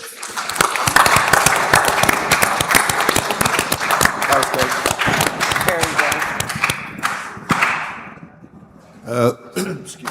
Love the branding. I think it flavors the opportunity, incorporating that into your brand name is really clever. The one thing I would question is you talked about sweet and savory. Are you looking at both and then you're going to pick a path? So what we were thinking at the beginning is we wanted to test what people would actually want, and we got the main 3, which would be like spicy, garlic parms, and different types of sweets.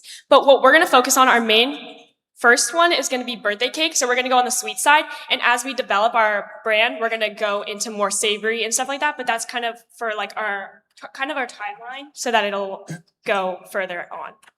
I would recommend picking a lane, either focus on sweet or savory. And then whichever one you don't pick, like down the line, that could be a line extension, but I think it would be confusing on the shelf to have both, at least initially. But yeah, I really love the content. Thank you.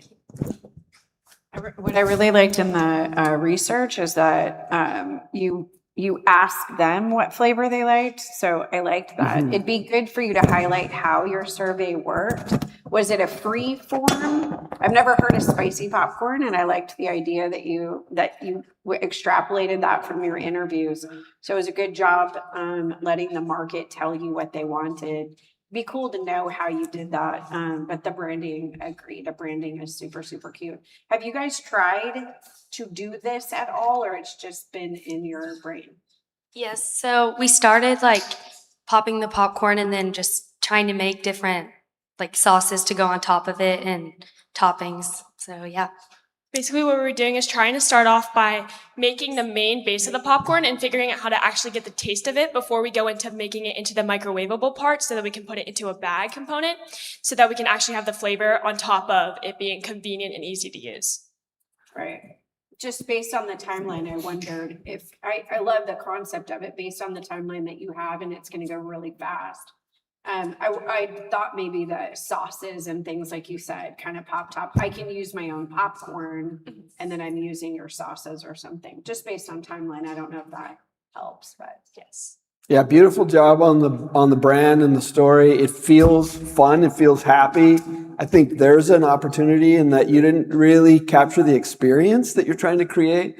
I love that you're focused in this lane of flavor and popcorn, but the experience of adding and doing, that whole experience I think is really important. I would play that up and also define your audience really clearly. I'm not clear exactly where you're starting as a core audience. Like think about, you talked a little bit about it in your MVP, but bring that up front. Like we think this is where the gap is. And Is it young families? Is it where is the biggest opportunity from an audience standpoint?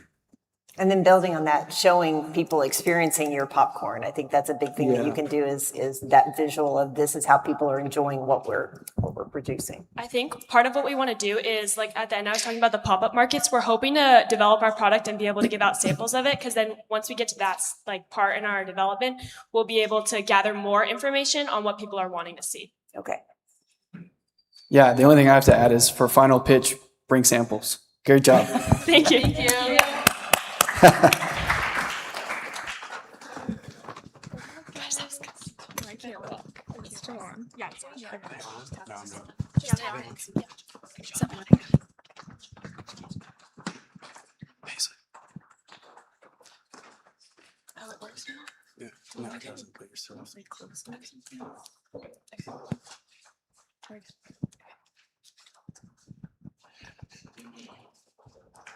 As teenagers, we are constantly losing and scratching our sunglasses. Personally, I usually spend around $20 to $30 on a pair, so when my lenses get scratched, I'll just throw them away.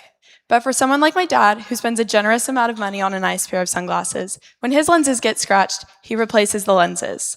Not only does replacing the lenses take a lot of time, but it also costs a lot of money. Whether your sunglasses are cheap or expensive, scratches are unavoidable.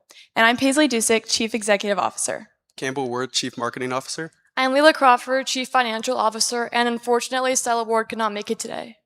I'm Louisa Ackerson, Chief Operating Officer, and this is our mentor, Jade Owens, who graduated from UT Austin with a degree in marketing. Our solution is called Lens Defender. Lens Defender is a thin, clear, scratch-resistant film similar to the screen protectors that you have on your iPhones, except for ours will go onto your sunglass lenses. It'll be primarily made up of durable polycarbonate with a nano scratch-resistant coating. Our film will be applied directly onto your sunglass lenses, creating a nearly invisible shield against damage, scratches, and any other type of things that can damage your sunglasses. It'll also maintain quality and durability in your sunglass lenses. For our direct competitors, we have Icon PD and Rip Clear, which are very similar to ours, but have a very cheap film and a tedious, stressful application process. They also have very low reviews, with Icon PD having a whopping 2-star reviews and Rip Clear having no reviews. For our indirect competitors, we have spray bottles, which are supposed to protect your sunglasses. They range from 48-ounce bottles, and they can often cause buildup on your sunglasses for your lenses to deteriorate and blur, and often aren't used as advertised. For our customer interviews, we interviewed 118 people. 90% said that scratched sunglasses were a big issue for them, and 85% said that scratched sunglasses were caused by bad protection on their lenses or bad storage for their sunglasses. Our total addressable market is 133.7 million Americans who wear sunglasses. This market expands at a rate of approximately 8% annually. And our serviceable addressable market is 12 million Texans who wear sunglasses. This market also expands at a rate of approximately 8% every year. We believe that people have been struggling with finding ways to protect their sunglass lenses from getting scratched.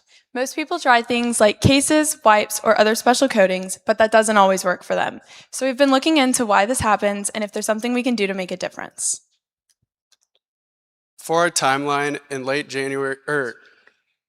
November, we're planning on figuring out which film we're going to manufacture and how we're going to apply it. So by the time it comes early December, we have our first prototype down. So when it comes late December, we're going to pick up 5 outdoor individuals that are going to place the film on one side of their lenses and do outdoor activities that could range from hiking, biking, running, and just have them rough them up and see how durable they are.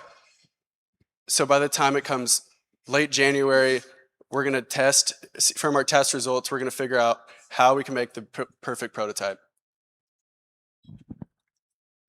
We are asking for $500 to create our prototypes. Our budget includes $80 for polycarbonate film, $120 for a nano scratch resistant coating, $100 for adhesive strips, an airbrush system, $60 for adhesive strips, $70 for curing setup, and an additional $70 for packaging and testing. We are Lens Defender. Defense for every lens. We are now open for questions.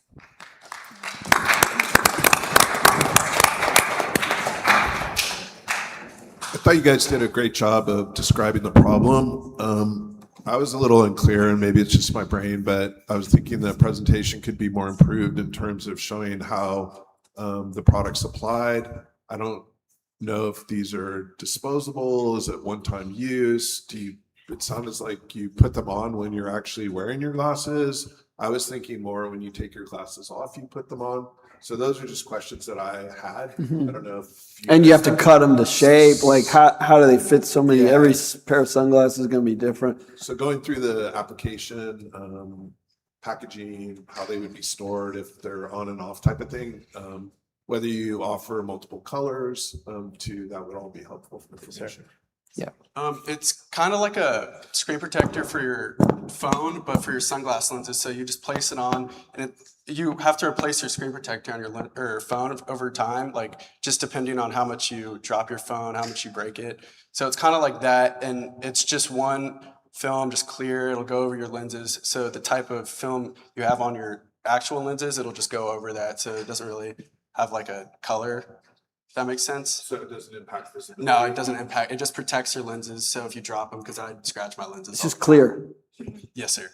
How does it fit? Right, that's what I was We're still working on that. We're trying to figure out if we're going to sell it to individual customers and they cut it out themselves, or send it to companies and have it as like an add-on when you buy your sunglasses. Right, so the reason we all use cell phone covers is there's likely 3 or 4 or 5 different sizes of cell phones, right? So that was the first thing I thought of, and I think you have to address that early on. And I would be all right if for some reason, if it were thin enough and it didn't fit snug all the way to the edge, I would be okay with that, maybe potentially. But I think you have to address that early on, because my glasses aren't the same size as his. And so if you're putting a film on his glasses and my glasses, they'd be real different. And so I think you just need to address that earlier on, if that makes sense.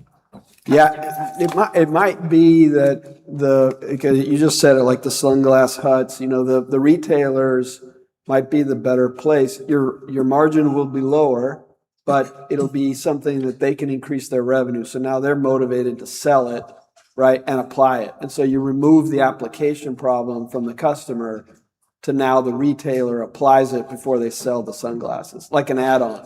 Like car dealerships will sell the film you put on the front of a car, that sort of thing, right? So describe it that way.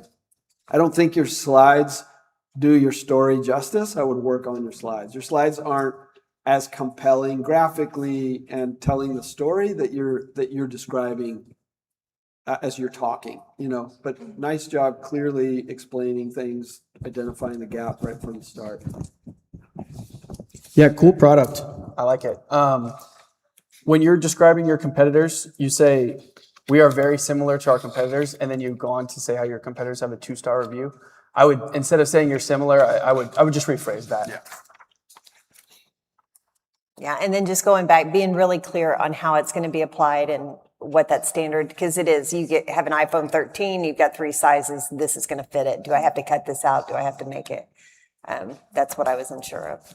But great presentation. You guys are very confident up there, but I agree with them on your slides too. Good job. Good job. Thank you so much. Thank you.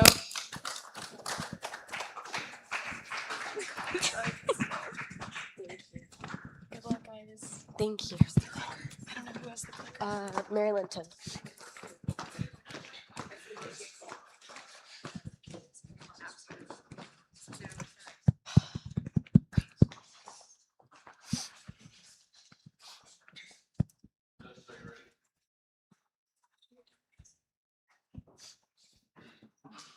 Anxiety is everywhere. It shows up in the classrooms, the workspaces, and even quiet moments at home.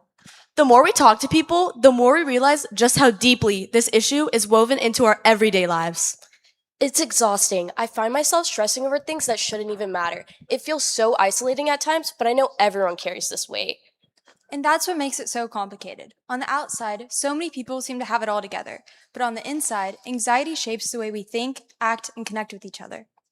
What really opened my eyes was seeing how different all of our experiences of anxiety were. We all have different backgrounds with different pressures, but we have seen how anxiety affects all of us in different ways. And when we brought those perspectives together, that's when things started to click.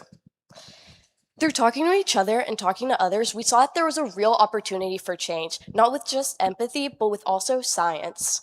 So, before we dive into our solution, here's a quick look at who we are and our mission towards helping you stress less and live more. Hi, I'm Marilyn Tanakerson, Chief Executive Officer. Hi, I'm Lucia McLean, Chief Experience Officer. Hi, I'm Henrik Skaug. I am the Chief Financial Officer.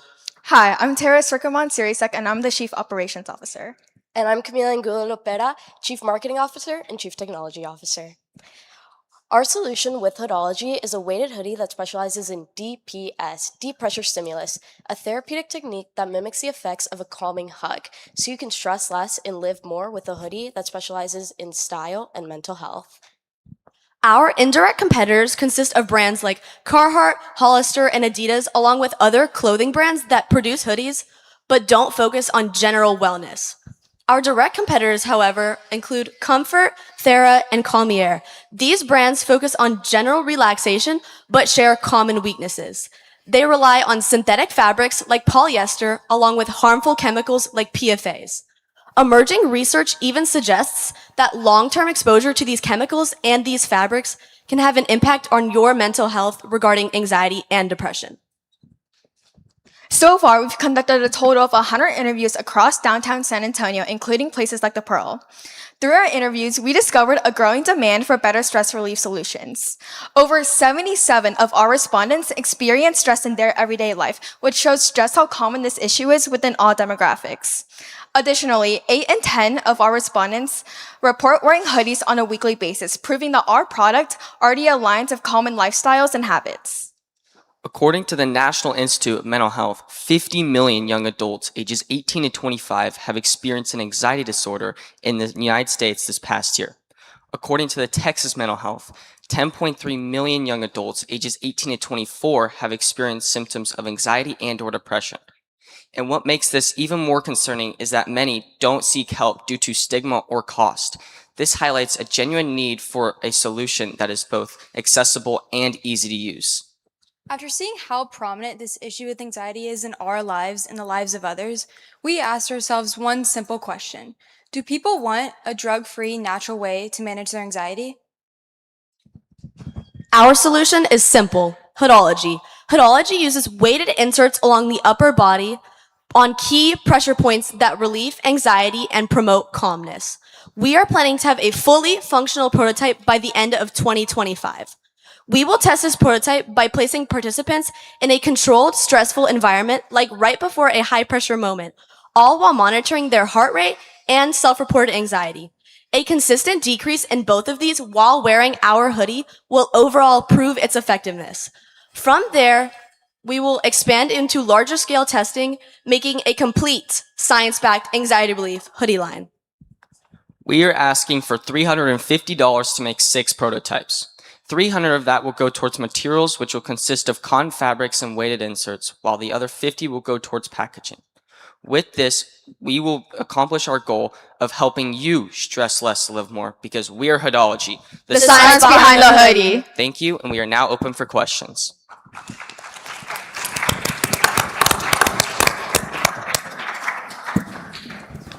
So good job. I can totally relate to this. I've got a number of hoodies at home. My wife says a couple of them are like my second skin, and I wear the hood up. I thought you did a good job of kind of talking about anxiety and sort of the mental health challenges, but there was kind of a disconnect between that and the hoodie itself, and the connection kind of came late in the presentation. So I would have liked to see that sort of tighter. Something that it also made me think about this is like weighted blankets. Right. And so more describing kind of the experience of how the hoodie addresses anxiety or depression or, whatever other emotional states that you're meaning to try to link up. Yeah. I think you're onto something. It just needs to be tighter for me. Yeah, I thought the same thing. I'm going to tell you, weighted blankets. I mean, I wanted one right now. I love the idea of this. I'm a weighted blanket girl, and I'm also the the doodads you put in the microwave and you put it on your shoulders. Let me tell you, it's anxiety is not necessarily the thing that I think of, but I think of that like calm. Exactly, that's the right word. So, and I think you can sort of talk about the idea of having what that does, having that pressure put on your shoulders. Because I loved how you described it at the end of the presentation. If you bring it in a little bit farther, and I think it's all right for y'all to make a prototype or something along those lines when the judges come out. And if you even had one that you handed the judges, and maybe not a hoodie, but even just that weighted baggy thing, when you do your final presentation, because a judge would be able to feel that on their shoulders and immediately make that connection if they're not a weighted blanket kind of person like I am. So I love this idea, and I think you guys did a great job. I give you a lot of credit for taking this on. You described the problem and the gap really clearly. I'm still left with, is this going to work? Like, how does this work? But I mean, I love that you're taking this on. You're doing something really important. And I love the focus of it, a specific thing like a hoodie. I'm just not clear how it's going to work and if it's going to work. So I'm sort of left with the direct, clear hypothesis, even though you addressed it in the presentation.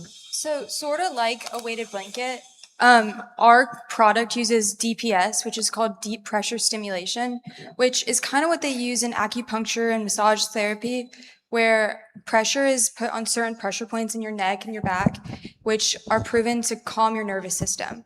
So like a weighted hoodie, it'll do the same of like putting pressure on your points, but it's convenient, it's portable, you can wear it without lugging around a huge weighted blanket, which is Just how does it work with a loose piece of clothing like a hoodie, which is really about kind of loose fitting comfort? Okay, so basically with the weighted hoodie, other weighted hoodies, we're specializing in putting weights only on your shoulders or upper back, so you're not weighed down by the loose fabric. Additionally, it'll be sort of like a double layer where the weighted part will sit on your skin and the fluffier hoodie-like texture will be kind of floating off, so it would give that baggy look of a normal hoodie. So include all that stuff. that you Yes, just sir. said. Yes, sir. Like Yeah. all those terms. Okay. Yeah, and then make sure you have this opportunity to start in your story and in your graphics, create that tension, and then relieve the tension in your presentation and your graphics and everything. Like, let the presentation and the style of how you deliver it reflect what you're actually talking about. Yes, sir. And then my question would be, is it something they're wearing in those stressful situations, or is it something they're wearing prior to those stressful situations to calm them down before they're in it? Because like right now, you all are dressed up this is a very stressful situation. Hoodie would be great, but you can't wear it for this. So is it something like you walk off stage, you put your hoodie on and it's like, whoosh, In some ways it can be both, where you can wear it prior to a sports event, a big pitch, but then in other situations where it's more casual, you can definitely wear it during the pitch. The goal is to help relieve anxiety prior mostly, but with the hoodie on, the goal is that your nervous system will be calmer, reflecting in less anxiety symptoms. Yeah, I think it's a great idea, especially for your target market, because all of you wear hoodies and the hoods are up and it can be 85 degrees outside and people are still in their hoodies. So I think you're definitely hitting your target market with your style, just kind of understanding how it's going to, what they said, how it's going to really work. Yeah, just piggybacking off the other judges, I think you just need to connect the application of pressure to stress relief, and then go. I like the science portion. I'd really emphasize this the science portion. But whenever you are answering their questions, that's the stuff that you need to include in the Yes, presentation. sir. Yeah. Nice job. Thank Good you job. so much. Thank you.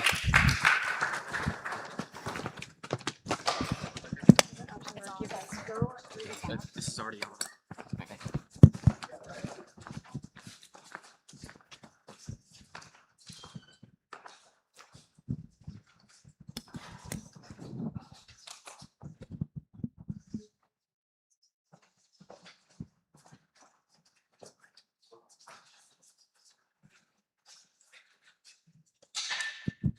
Veer, what's wrong? I can't find my shirt. Do you know where it is?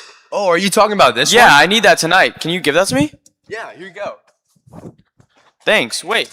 Renzo, what did you do to it? Look at it. It's all Oh. stretched out. I thought you needed it soon. Yeah, I do, but look, I can't even wear it. It's all stretched out. Oh, that's my bad, bro. Yo, I can't even wear it, but I wish there was something to prevent this from happening in the future. We are sick of stretched out necklines and shirts falling off the hangers. Hi, we are Hang It. My name is Veer Patel, and I'm the Chief Executive Officer. My name is Aaron James, and I'm the Chief Financial Officer. My name is Renzo Zabayos, and I'm the Chief Experience Officer. My name's Mia Barker, and I'm the Chief Marketing Officer. And my name's Aiden Dosser, the Chief Technical Officer. Our product, the Hang Zero, is going to be an efficient, easy hanger to where it will easily be able to go through your neckline, and with only the press of the button, it will be able to expand while not damaging the clothes that you love, while also having rubber bits, so it is guaranteed that our hanger, or your clothes will not fall off of our hanger. Fortunately for our company, there's not many direct competitors in our market. As for indirect competitors, those would be your typical day-to-day hangers such as Amazon Basics, or if you want a more luxurious approach, Lucrin.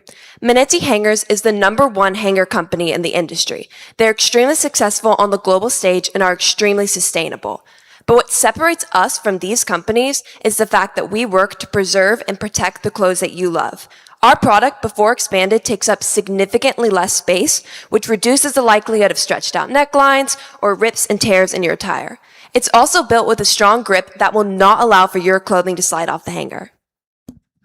As for direct competitors, we have found that Conair is our main direct competitor. They focus on travel hangers, focus on portability and compactability. These are just two of the features that our product, the Hang Zero, will have as we strive to protect the clothes that you love. We have conducted 158 interviews, with 57% of our interviews being men and 43% being women. And what we have found is that 76% of people said that whenever they hang their clothes with traditional hangers, that their necklines and collars got stretched out. They especially cited specific articles of clothing, such as clothing made out of cotton and sweaters. We also found that 3 out of every 4 people said that the normal day-to-day process of hanging their clothes was very tedious and annoying. Think about that. 3 out of every 4 people. That's 75% of our market. Also, one of our product testers, Madeline Harris, is a costume designer, and she works with special and fragile articles of clothing every day. This shows how much of a large untapped market there is, as well as just how big of an issue this is. We all use hangers. I know I've talked with my team and we use them on a daily basis. We've interviewed people in their 80s, 50s, 30s, and even other teenagers like us, and something we all have in common is the fact that we hang our clothes. So I think it's safe to say that our market is pretty big. So we've created 2 categories that best describe our target audience. Thrifters, as they're more likely to want to protect their vintage and fragile clothing, and people who wear formal attire, as they're more likely to want to preserve their expensive and delicate clothing. Starting off with people who wear formal attire, our total adjustable market is around 7.5 million people, while our service available market is around 900,000. Moving on to thrifters, our total adjustable market is around 200 million people, while our service available market is around 18 million. I'd also like to note that we are not limited to these markets, as we've interviewed people in costume and fashion design, and they said that they would be more than willing to test out our product. Do people struggle with stretched out necklines and ripped collars? This is the overarching question that our company strives to answer. We plan on creating multiple prototypes using different designs and putting these prototypes and traditional hangers against each other to prove which design is truly the best. We are ready to elevate our company to its highest potential. Our plan is to create a 3D printed prototype of our product. That way we can demonstrate our unique mechanism that separates us from the rest of the market. Certain key metrics that we'll be paying close attention to consist of the feedback that we've received from previous interviews, as well as the feedback we'll continue to receive as we further our interviews. We already have several people, such as Miss Madeline Harris, the costume designer, lined up and ready for the testing of our prototype. We are asking for $500 for our prototyping phase, where $250 will be spent for materials, $200 for the development of our schematic, and the remaining $50 will be spent to get our name out there through marketing. This will yield us upwards of 20 plus prototypes. We plan to have a fully functional clothing hanger by January of next year. We are here to alleviate all of your clothes hanging needs. Hang it. Protecting the clothes you love. Thank you for listening, and we are now open for questions.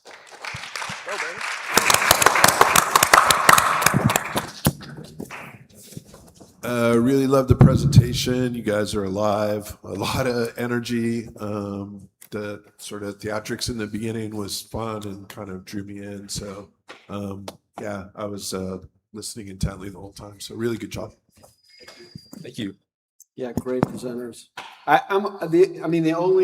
You covered everything you needed to cover today. You delivered it really clearly. Each and every one of you presented beautifully.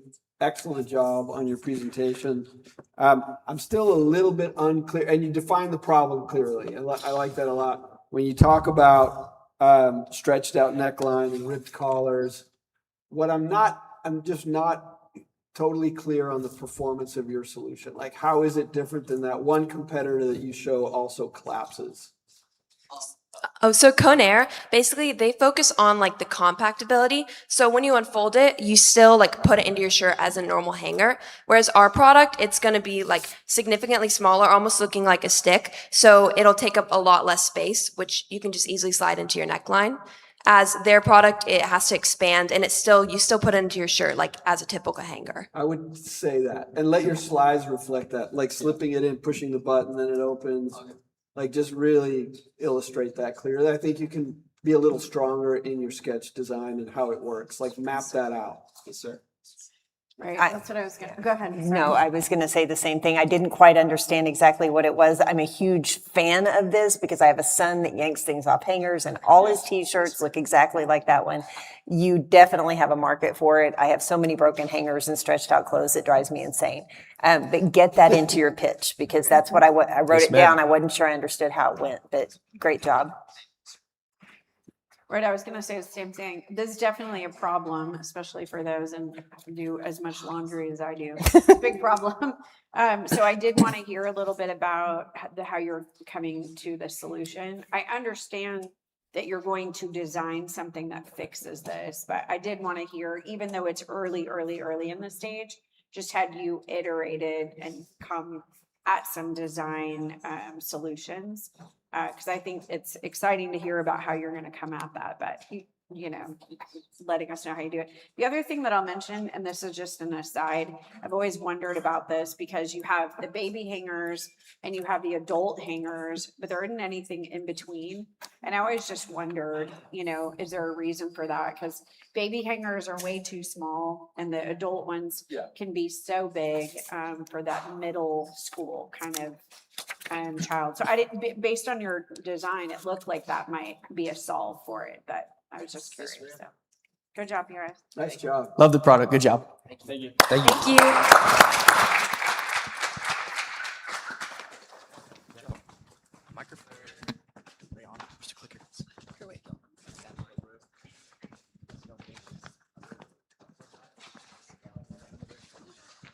Grab it.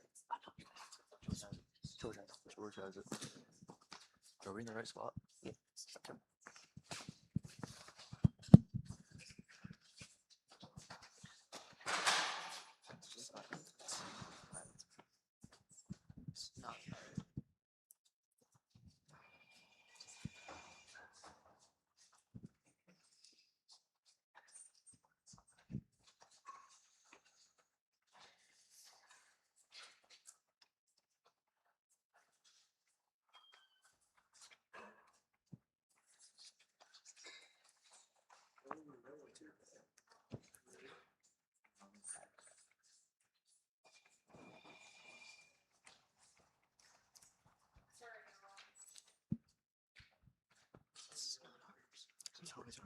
Is it working? I think Mr. Fields has to do it.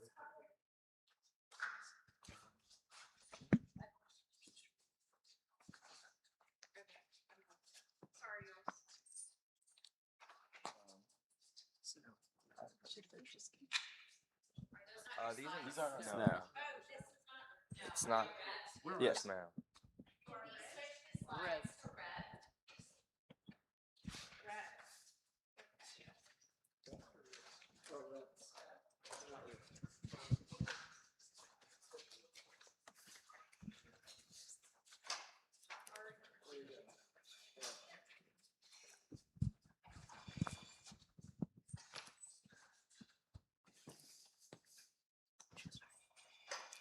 All 6 of us are athletes. From the beginning of our athletic careers, one problem has followed us on and off the field: dehydration. As a football player practicing 2 times a day, I constantly notice the team cramping up and suffering from fatigue. After constantly running up and down the basketball court, I can't help but feel drained and low on energy. In a single day of tennis, I can play up to 4 matches. Every match, my level of play drops due to being worn down or feeling lightheaded. A simple answer to this would be drinking electrolyte products. However, the more I drink, the heavier I feel. Nausea, cramps, fatigue. It's an athlete's worst dream. So Essex came together to develop a product which will help you fight the battle of dehydration and keep your head in the game so that you can reach your maximum athletic potential. I'm George. I'm the Chief Operational Officer. I'm Max. I'm the Chief Executive Officer. I'm Ava. I'm the Chief Technical Officer. I'm Harrison. I'm the Chief Marketing Officer. I'm Toma. I'm the Chief Experience Officer. And I'm Christian. I'm the Chief Financial Officer. And we're Revved, a liquid electrolyte shot designed for fast, convenient hydration. Unlike other sports drinks, Revved is portable, compact, and finished in seconds. Perfect for active athletes like bikers, runners, and anyone on the go. When every second counts, Revved gives you the electrolytes you need without the bulk or the weight. Our indirect competitors, such as Gatorade and Powerade, have long dominated the sports drink market. However, their drinks contain lots of sugar and many harmful dyes. Our direct competitors, like the Hot Shot and the Pickle Shot, only work to prevent cramps. That is where we differ because our product hydrates the entire body. Our team conducted a total of 114 interviews. In those interviews, we recorded that 70 out of 114 people find current sports drinks in the market too bulky or time wasting. This inspired us to design our product as a small, concentrated shot, easy for athletes to consume and take on the go. When it came to hydration, 97 out of the 114 would rather take a quick shot than a traditional sports drink. This helps athletes stay hydrated easily and efficiently, allowing them to maximize performance. Our total addressable market includes roughly 8.5 million athletes across the United States. Narrowing that down, our serviceable addressable market consists of about 930,000 athletes in Texas. These numbers show a strong potential customer base, proving that San Antonio alone has a large enough market for us to successfully launch our product. Can we help athletes stay hydrated and recover faster with a simple, effective electrolyte drink? We'll survey athletes about their hydration habits, compare Rev to its competitors such as Gatorade and Liquid IV, test samples and flavors to measure results, and design social media posts to gauge interest. To begin creating our first prototype, we will first do research from health and safety websites such as healthsafety.gov and beverage manufacturers such as Gatorade and Body Armor. We plan on putting out our first prototype within the next 3 months by February, and we will begin testing our prototype at sports games and events, handing out samples to players, and seeing how they feel after trying the samples. We are asking for a total of $500, $150 for shipping and packaging, the remaining $350 for ingredients. The ingredients we are using is citrus juice, Himalayan salt, agave syrup, and a variety of natural flavors. With these, we will be able to construct upwards of 40 prototypes. Recharge, refuel, rest. Thank you.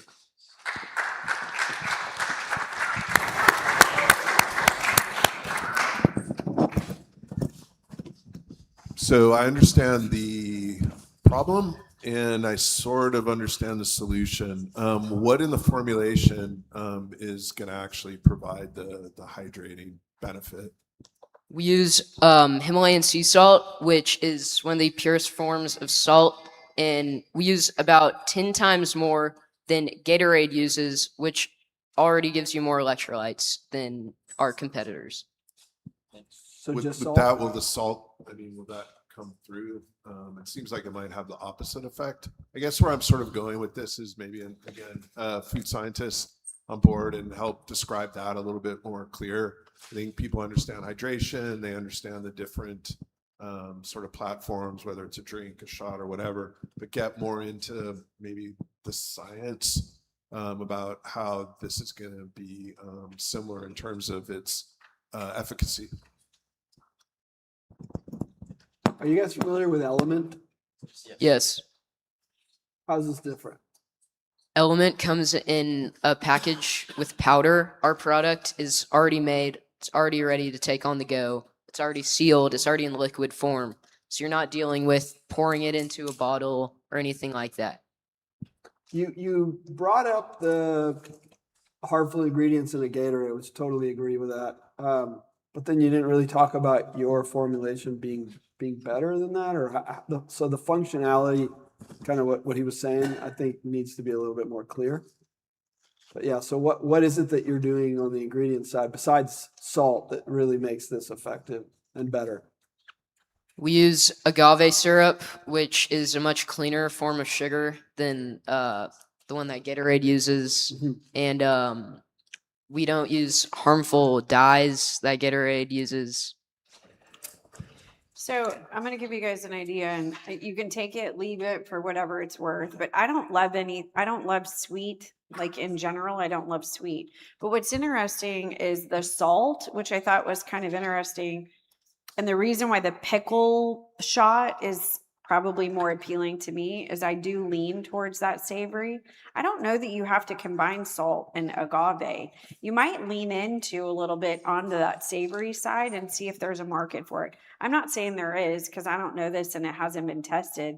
But if you gave me a shot that tasted more like tomatoey, salty, lemon, that kind of thing, it might appeal to me more than something sweet if you're trying to add salt.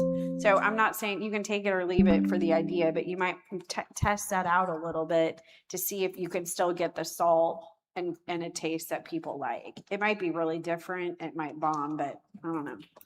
Just a way to try to play with those flavors because I think it's going to be hard to get salt and sweet to taste good, but it's just my thought. I think you leaned into the athlete story, which is really strong. All of you have a personal story that you kind of brought into it, so a really strong opening.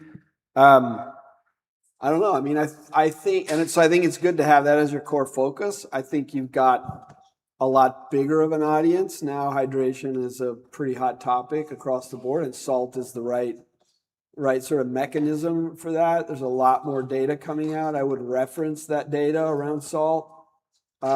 It's also not all salt is made equal. So you might talk about the sourcing of the salt, the kind of salt you use. I think you mentioned it, but I wasn't totally clear. So I think you can be more compelling in the way you describe your solution. But nice job across the board. All of you spoke really clearly. And yeah, you covered all your bases. Yeah, it was a great presentation. And you are a shot. You're going to be a shot, not a drink, right? Okay. Yes, ma'am. Okay, which I probably should have picked up on that, but just make sure you're clear. highlighting that.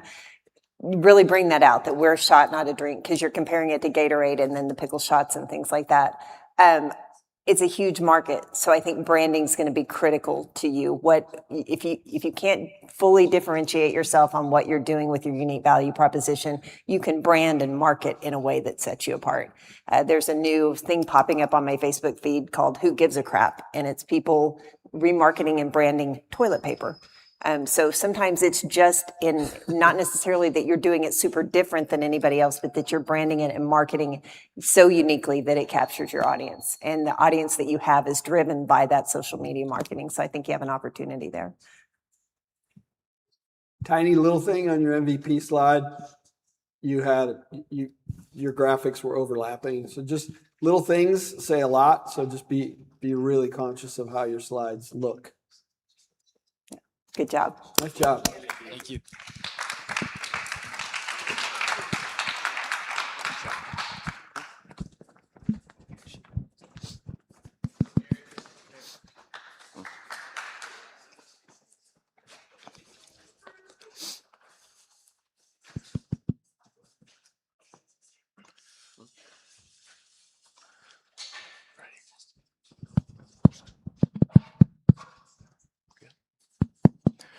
We're a team of athletes who realized something simple. The snacks we were eating on a daily basis didn't quite match the way we lived.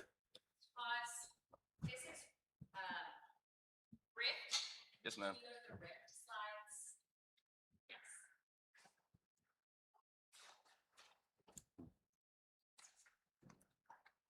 We're a team of athletes who realized something simple. The snacks we were eating on a daily basis didn't quite match the way we lived. After long games and practices, we wanted something quick, bold, and actually useful for our bodies, not just empty calories. When we couldn't find it, we decided to make it. This is how Rift was born. I'm Harry Nestor. I'm the Chief Executive Officer. I'm Wendell Cohn. I'm the Chief Financial Officer.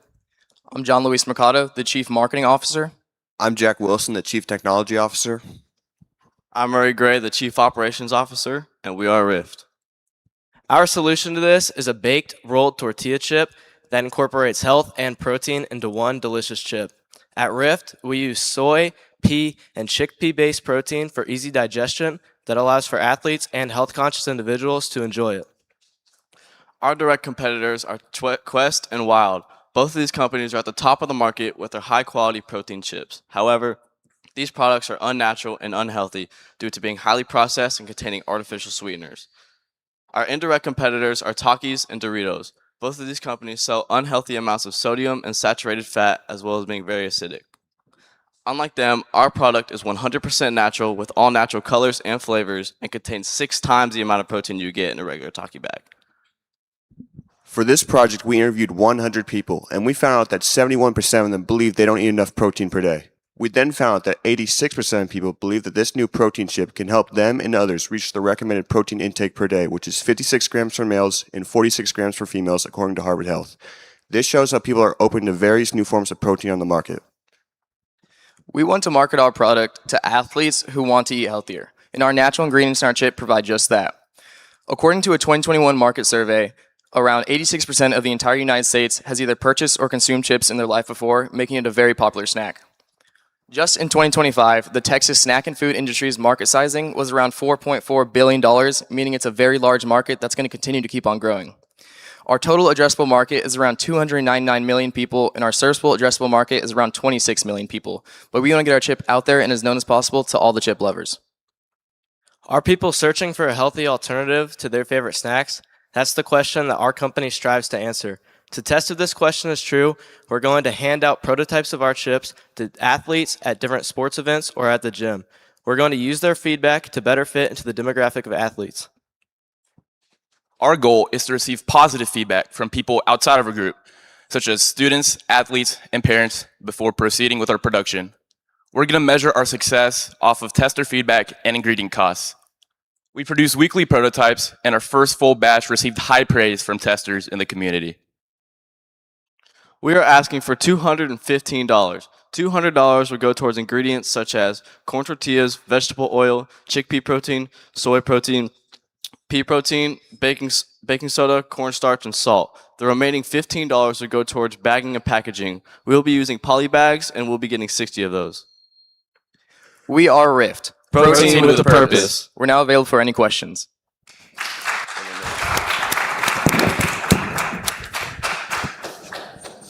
What is the name Rift? Where did that come from? What does that mean? Rift was just kind of like a name we made up ourselves. It was just kind of something we needed, like a bold name to capture like the spice and protein of our chip, you know? But we don't really have a meaning behind it. Just something bold. Okay. I mean, I don't know if you're attached to that, but you might be able to come up with something that maybe describes the product a little bit better. I don't know. The other thing I would say is, like, in terms of the branding, protein seems like your key attribute. So I would try to maybe figure out a way to incorporate that into either that or the packaging itself. I thought the other thing that would be good to call out is the protein type. Plant-based is definitely on trend, so that's another bug you could include on the packaging to make it appealing to really a broad base of people. I like the Taki style form. I think that's unique and different, and interesting idea. I'd have to taste it to see if I fell in love with the product, but cool idea. Yeah, I was going to say that the asking for more for the samples, I think if you can get that flavor down, I'll tell you, having an alternative to a Taki is a big deal. We eat a lot of Takis in my house, or at least the kids try to sneak in Takis, which I think are terrible. There's a Trader Joe's brand that does pretty well against them. But I think it's fine for you guys to iterate and get that flavor down, because it has to have the spice. It's got to have the tanginess to it. I love the idea that you're using a pea protein in a smart way. I love the idea all the way around. I think it's really, really great. To your point, I think it can be The branding can be a little more reflective of that bold, kind of talky, bold flavor. But I think the idea is fantastic. I'm excited to see where this will go.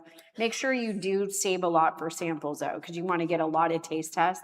I wanted to know where you did your interviews because hopefully you're interviewing, shoppers, which I'm the shopper, in a lot of cases.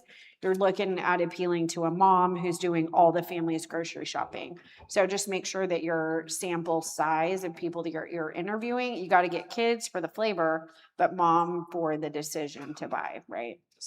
You guys did a great job. I'm excited to see where this will go. Yeah, nice job covering all your bases. One thing, when you're sitting in the audience and I'm trying to put the story together, I'm trying to understand exactly all the pieces of the puzzle. I'm doing the work. You need to do that work for me. Like if you've defined functional snack, which I agree is a really important space now, I don't think you went straight to a tortilla chip, and I love the form too. I think you've got an interesting form, a delivery method for a functional snack, but I think you started with an athlete story that then wants a chip. Like, I don't know if that's your audience, and I'm trying to understand, okay, well, who are they targeting with this functional snack? Functional snacks are growing. They didn't really reflect it in their competition. Like, I was at Pullman Market yesterday. They launched a new popcorn. It's a functional popcorn. It has all these lion's mushrooms and all this stuff that's really good for mental health, So this idea of functional snack is strong. I'm just unclear exactly where are you anchoring it in terms of the audience. I agree the branding could be stronger. You're onto something. Just take the whole story, tighten it, and be clear who you're communicating to, who your core audience is. Is that fair? Does that make sense? Yeah, yes, sir. Okay. And I agree with all of that. One of the listings you had was vegetable oil, and is that the best oil to make your chip? Because I know there's a lot of conflict in, is vegetable oil good for you, and why are you using that ingredient over coconut oil? Excuse me, or a different, healthier oil choice. But also recently seeing that the Cheetos and the Doritos are taking the orange out of their color. And I don't know if you're going to have the orange in your color. It just showed it on your graphic that's a big thing, is getting those artificial dyes out of it. And brands are starting to head that way. So Cheetos are making a non-dye thing. Doritos are making non-dye. Takis are coming out with a non-dye. So just kind of looking at that. But I agree with the other judges about having that consistency in what you're trying to solve. Yeah. Nice job. Yeah, good job. Thank you.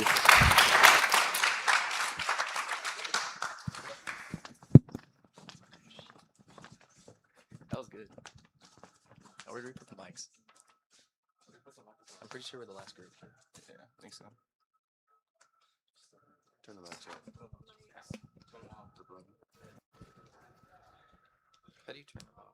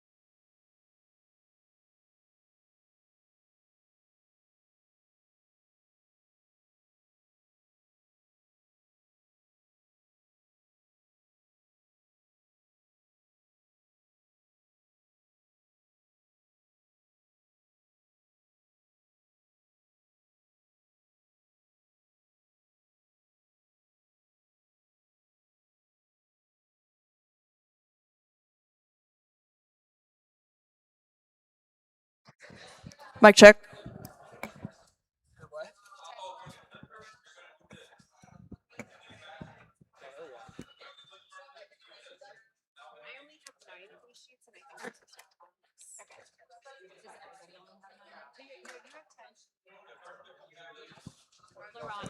She needs an extra sheet. Am I good to make announcements? Am I good to make announcements? Yes.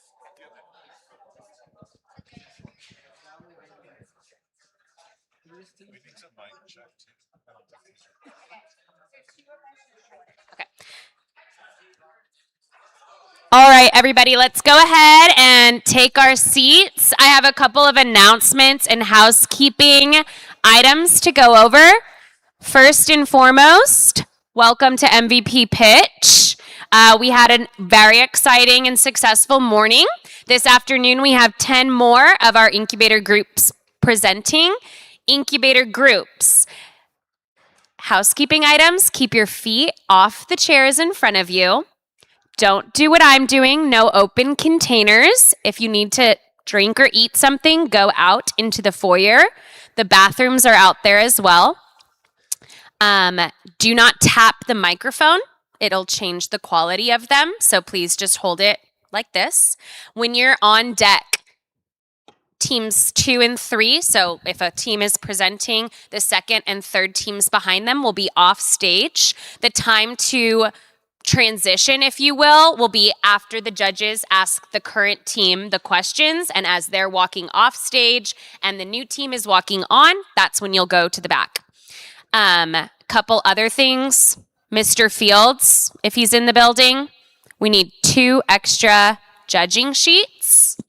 Obviously, audience etiquette, be quiet, no phones, listen to the groups, and support your fellow peers. And I think that's it. After you present, we really want y'all in between where the screen is, so we know that half of your team presents on one side and the other half of the team presents on the other.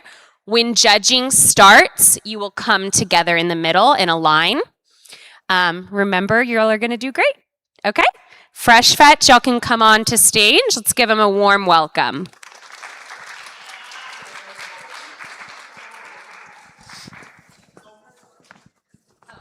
Before y'all start, I'm going to have the judges just check their mics real quick.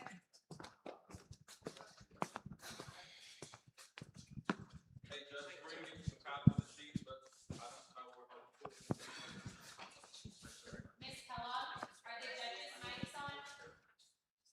The handhelds or the now?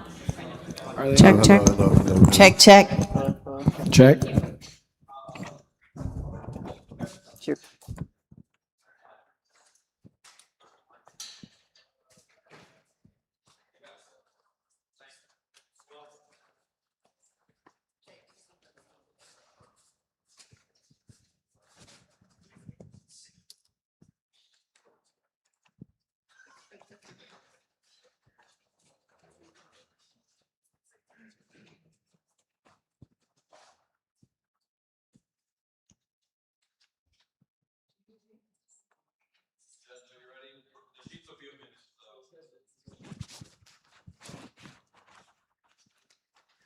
Growing up, I always wanted a dog, a man's best friend.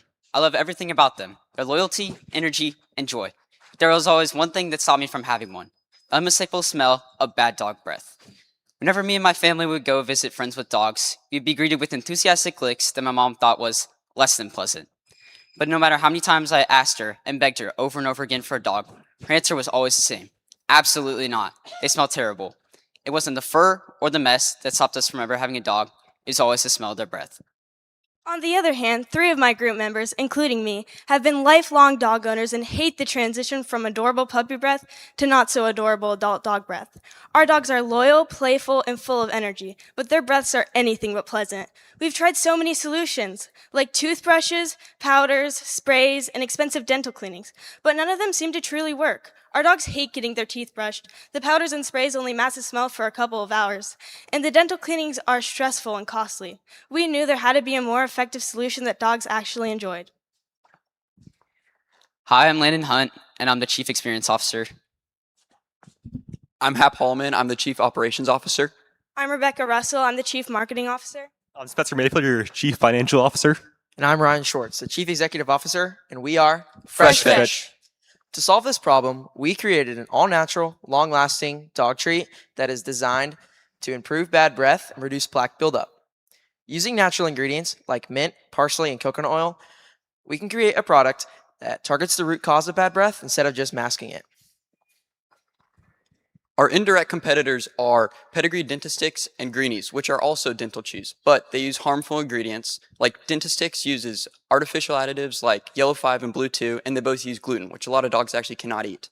On the other hand, our direct competitors like Arc Naturals and Pet Naturals do use natural ingredients, but they have bad reviews claiming that their breath treats don't help their breath and are soft, which doesn't let them take off plaque. We want to try and combine and make a best of both worlds by making natural breath treats that also help remove plaque and freshen breath. Across 105 total interviews, we identified that dog bad breath is a universal problem, with 92% of people saying that they experience this. With this, 36% of people decide to do nothing about it because they claim this is a hassle and it takes time out of their day and money out of their wallets in order to take them to a veterinarian, where they oftentimes have to get sedated for the doctors to clean their teeth well. Along with this, we also interviewed people and asked them, what do they use if they do use anything for their dog's breath? We found that 51% of people use chews, which is what we're planning to make in order to access a larger market. Along with this, 37% of people brush their teeth. People that brush their teeth also said that brushing their dog's teeth can also be dangerous, many times reporting that their dog fought back. Our total addressable market is 60 million dog-owning households in the United States. Our service available market is 4.9 million dog-owning households in Texas. This is a very big market that we can take advantage of. The main question we asked when we created Fresh Fetch was, do pet owners care about their dog's dental hygiene and health to buy our product? And our hypothesis is yes, because people already buy a lot of things for their dogs like toys, treats, and breath products. And if we're able to differentiate ourselves from our competitors and make a better product, we think we could be an option that they want to buy and want to keep buying. In order to test this, we'll see which ingredients we think work best on our dogs. We can test them on other people's dogs and see what they think about them. And we can even ask them to see if they would buy those over what they use if they already use something.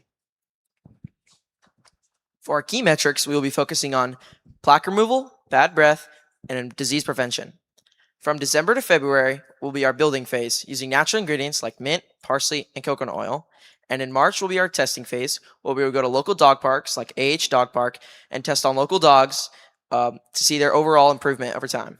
And from April to May, we'll have our refinement phase, where we will be using the data that we collect in March to improve our product over time. We are asking for $500 in exchange for ingredients, licenses, and equipment. $300 will go towards ingredients like mint, parsley, coconut oil, and more. $75 will go towards our food handlers licenses. $125 will go towards equipment like molds, storage containers, bacon sheets, and mixing bowls. We plan to make 6 packs of 20. With Fresh Fetch, dental care shouldn't be a chore. It's a treat. We are now open for questions.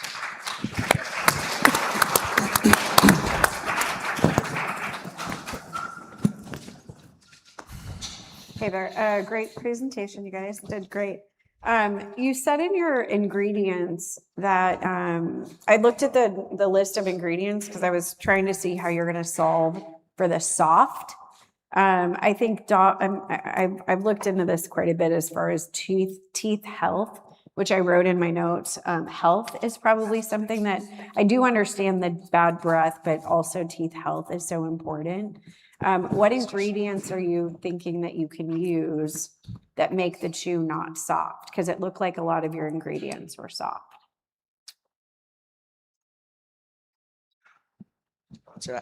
So some of the ingredients, especially like absorbic acid, that would really help with dogs like dental hygiene and like preventing diseases. On the other hand, like trying to make it not soft, like using oat flour, that would really make it soft, and especially like other companies that use regular flour, that includes what's the gluten? What? Yeah, Pedigree. They have the what's the one with the G? No, Greek flour. What's the allergic stuff. Gluten. They use gluten. So that's what really makes it soft. So we're going to try to avoid using types of flours to keep it as soft, and even out testing other methods like making frozen ones or ones that are like really compact and hard. So Okay, compact. All right, thanks. Good job, guys. I thought you did a good job up front, talking a lot about the dog's bad breath. I was also thinking about the dental aspect, and I thought that maybe you could introduce that earlier in your pitch so that we understand the full gamut of the benefits.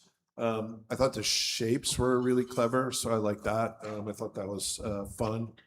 Other than that, really good job. Thanks.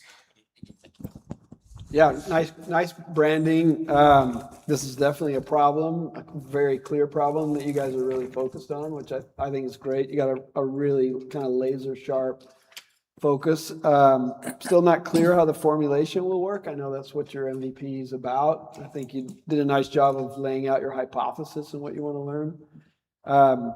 But still a little bit more research on this formulation, why you think these ingredients are the right ingredients versus the competition, because I wasn't clear. I know you covered the competition, but I'm still not clear if somebody's already offering this. I know I've tried a lot of products. I kind of reflect your customer. There are some that work pretty effectively already. So, really finding your differentiation and what makes you stand out and being really clear about that, I think is going to be key. But nice job all the way around. Good presenters, all of you. thank you.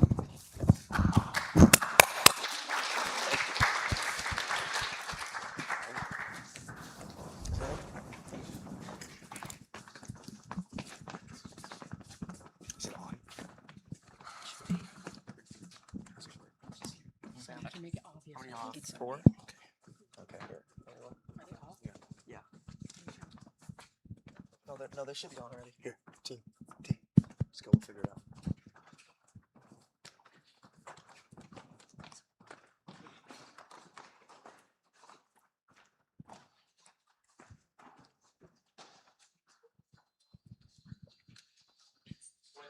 Testing.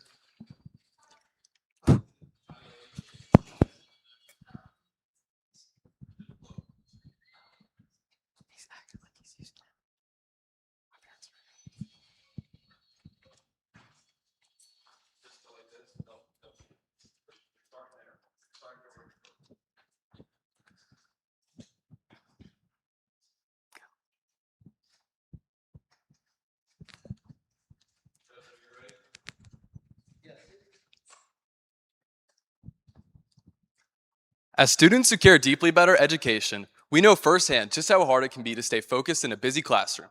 The constant movement, distractions, and chatter can make it feel almost impossible to get any work done. This is when we discovered that noise cancellation and calming soundscapes dramatically improved our concentration and academic performance. In fact, according to the Youth Music Organization, over 60% of students said they focus better while listening to music. For us, that ability to turn out our distractions became our secret weapon to academic success. But there was a problem. Our main tool for this were our phones. However, suddenly, personal devices were suddenly banned in 20 states, affecting approximately 40% of schools across America. This is mainly due to phones becoming a distraction in the classroom. Now, we do agree with this sentiment. This new law was unbiased towards all personal devices owned by students, meaning that not even MP3 players or iPods could be used in the classroom.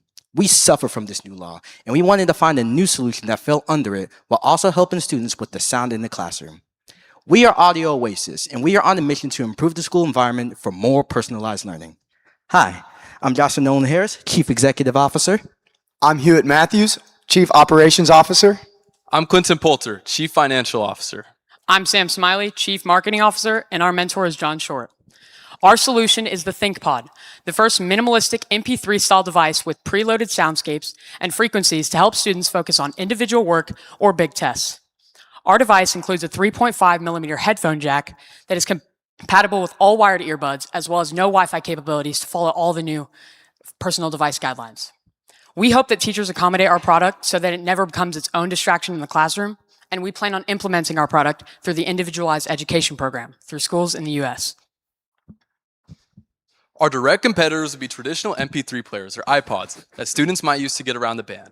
But here's the problem. These devices are already currently banned in schools because they have internet connection and give unrestricted access to any song. With the ThinkPod, instead of fighting these school policies, we plan to work with them. By eliminating distractions and aligning with school guidelines, we're not just creating another music device. We're creating a classroom-friendly solution for modern focus. Our indirect competition will be school-issued devices such as Chromebooks and MacBooks. These offer audio platforms such as YouTube, Spotify, and Apple Music, which lack regulation and security. However, our device will be more regulated and secure for both admin, teachers, and students. We will use offline devices in order to prevent securing data, and even under House Bill 1481, we will still be viable for that environment. From our first 100 interviews around our high school and other educational areas, 73 being students, 27 being teachers, entrepreneurs, and other administrators, we got overwhelmingly positive feedback. Over 90% of our interviewees said that they use music to help them focus during their work. Although we did have some interviewees question how hard it's going to be to manufacture our product and how we're going to integrate it into the school system, which we plan to address through thorough testing and incorporating it into the IEP program. The IEP program is a program among students, administrators, and teachers that helps students who have learning difficulties by giving them accommodations that better fit their learning style. We want to be able to integrate our product into this program as an assistive technology. Now for our market sizing. For our total addressable market, 20 states in the US have implemented strict guidelines or bans regarding the use of personal devices in class. This gives us around 26.5 million students, K through 12. For our serviceable addressable market, around 72% of these students attend a school with the funding of over $21,000 or higher, which indicates that they would be able to pay for this product, giving us around 19.6 million students nationwide. We have been asked the question, can ambient music and soundscapes actually affect a student's thinking, concentration, and even test scores? With our product, we want to be able to create the right frequencies as well as the right soundtrack to give students a better way to focus in the classroom. White noise and ambient music will be our primary sounds on this device, as that has been proven in interviews by our students to be the least distractive sound. To increase the efficiency of the sounds, we will be using 30 Hz beta, as that has been proven by the LA Film School to be able to increase analytical thinking and concentration. We want to start developing a more thorough and complete design for the ThinkPod by December, ensuring our hardware is compatible and effective. By January, we would then start fully building and revising our prototype with the help of Geekdom, and then immediately begin testing in February. By March, we should then be able to start getting our product into the IEP program at Alamo Heights, and then further spread to other schools in the San Antonio area. To bring our first prototype to life, we are asking for around $400 to cover the microprocessor, data chips, display module, SIM card, and headphone jack. This will cover the cost of at least 5 prototypes that we can build on and improve to make the most effective prototype. We are also asking for $50 for testing and $100 for music licensing. With this, we will be able to test the effectiveness of our prototype and measure variables in order to create the best possible device. In summary, we are on a mission to create an alternative for the ever-changing environment of school and creating the newest cutting-edge tool for the students of tomorrow. We are Audio Oasis. Soundtrack your study, elevate your focus. We're now open for any... About their total addressable market. Yeah, they were talking about there were so many students in. We are now open for any questions. And so many students. Okay, So guys, really impressive. I like the brand. I look at it and it gives me an idea of what you guys are doing. And I also thought the pitch deck just looked really professional. I thought the font and the color choices were really smart. Yeah. Well, I also You don't know guys who their mentioned target white market noise, is. Is but it it the was students or is sort it the of towards schools? the middle to the Okay. end. And that's what I was thinking in my mind, that this was somehow sort of related to something that's similar to how you help somebody come to sleep. So I thought bringing that forward would help sort of validate that in my mind, that you guys were going to do something sort of similar to that. I thought it was really well done. You guys did a great job. Very strong. Thank you. We plan on incorporating a 16 hertz beta and 30 hertz beta, which have scientifically been shown to increase analytical thinking, concentration, and academic performance. We're not merely just using white noise. Where if you've ever seen like those meditative tracks where they're kind of just ambient textures and kind of atmospheric soundscapes, that's kind of what our goal is. Go ahead. Oh, well. Great job. I like the presentation. Again, I like the visuals as well. I wanted to hear more with your market research. I wanted to hear a little bit more from administrators and teachers. I think that it's pretty easy to back into how consumers feel about music. I think a key piece for you to answer is, what do administrators and teachers think about that? I don't hear music going in the background of classrooms very often. So there's an education piece, and I'm just curious, when you do that market research, I'd like to hear a little bit more about how it's used in an academic environment. But great job, you guys. I thought it was really smart to talk about working with the school policies. I love the language assistive technology. That was really smart. ThinkPad, really, really strong. What I'm curious about, in your research, did students say they would use it? What did students think of it? So We got around 100 interviews around our high school, and we asked students from 9th to 12th grade around our school, and they all, 90% of them said that it would help them focus in some sort of way, but we wouldn't use it during like educational periods where like students can't focus on the teacher at the same time. We would use it during individual time or big tests. Okay. Great job, guys. Are you guys selling to the schools, or are you going to sell these to the individual students? We want to begin in selling to the individual students, but through that, we would then start selling to schools as well. Okay. Have you guys heard of the Remarkable before? No, sir. You may look it up. It's like an iPad, but you can't access. Well, you can access the Wi-Fi to upload and download things. But I think it's pretty similar to your concept in that it's really it allows you to focus. You're not getting distractions, notifications, anything like that. So maybe interesting to look at what they've done because it's worked. Thank you. And you mentioned integrating it into the IEPs. Would this create a situation where people have to get an IEP in place to be able to use it in the classroom? Just something to think about. Do you have to have that cleared? We were planning to sell them in class sets so that most students could use them, but to get it integrated as an accommodation for kids to like use it during big tests to focus, that's Okay. what we mainly wanted to integrate it for. Okay. Great job, guys. Great job. Thank you, sir. Great presentation. Thank you.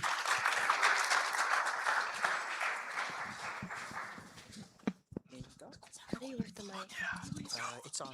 Dude, Good shit. I just didn't say. I know. There's only 3. Yeah, it should be on. What should I do with this?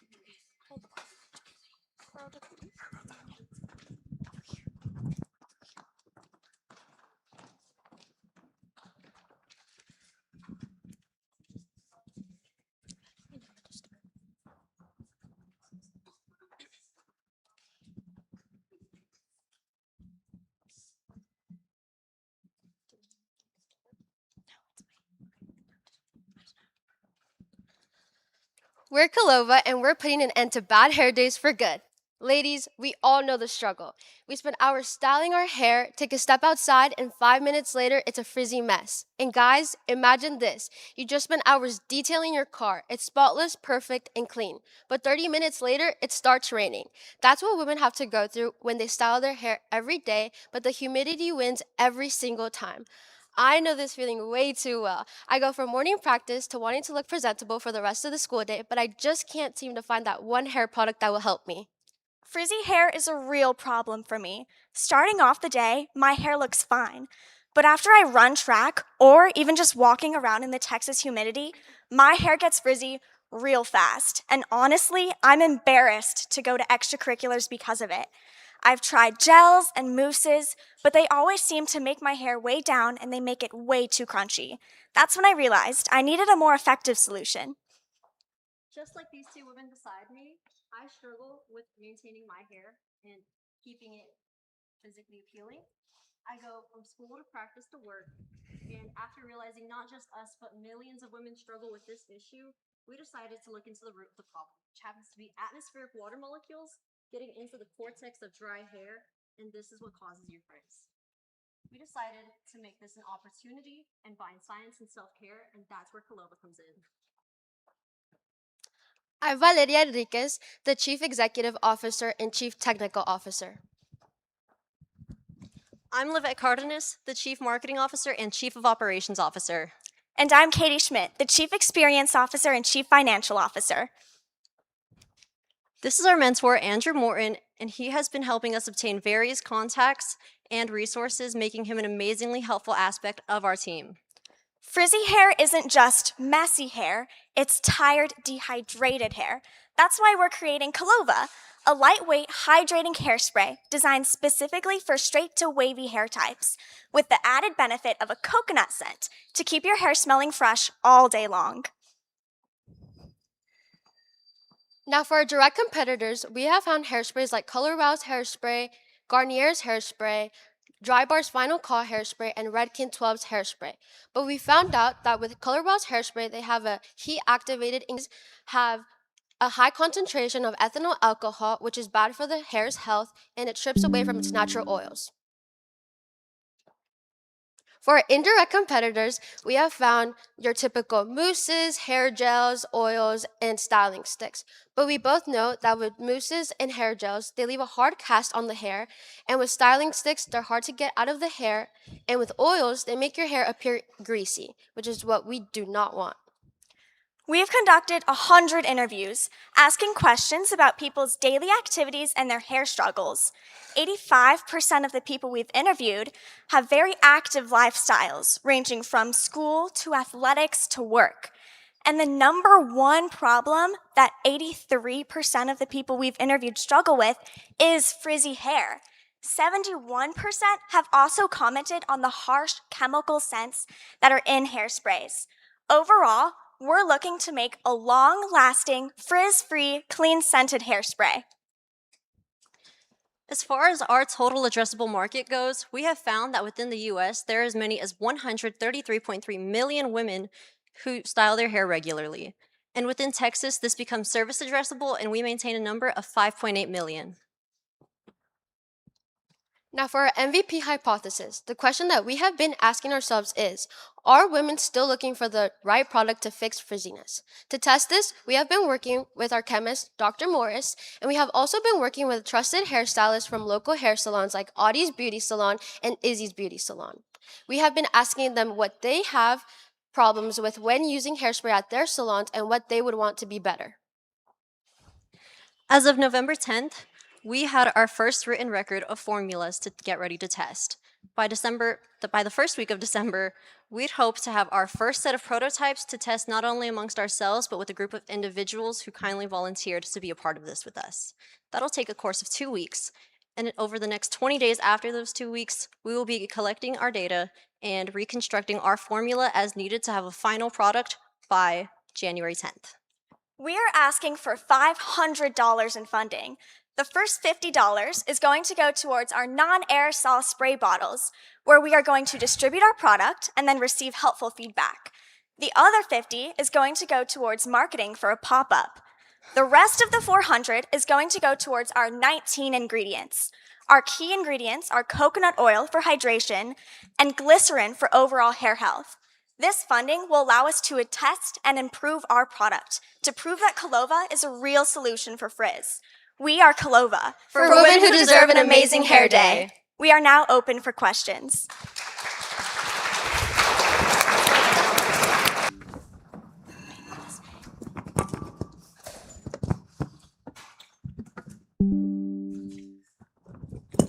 Mr. Garcia, why don't you go first? Oh, you did an awesome job. Really, really great presenters, all three of you. Really good energy, articulate, really clear in what you were saying. Strong stories start to finish. I love how you talk about your personal stories. Not something I can relate to, as you can tell, which is why they're laughing. That's okay. You can make fun of me. I'm still left with a little bit of an unclear understanding of, you mentioned 19 ingredients kind of late in the story. So the whole time I'm thinking, what is this formulation? This has to be, this is such a pervasive problem.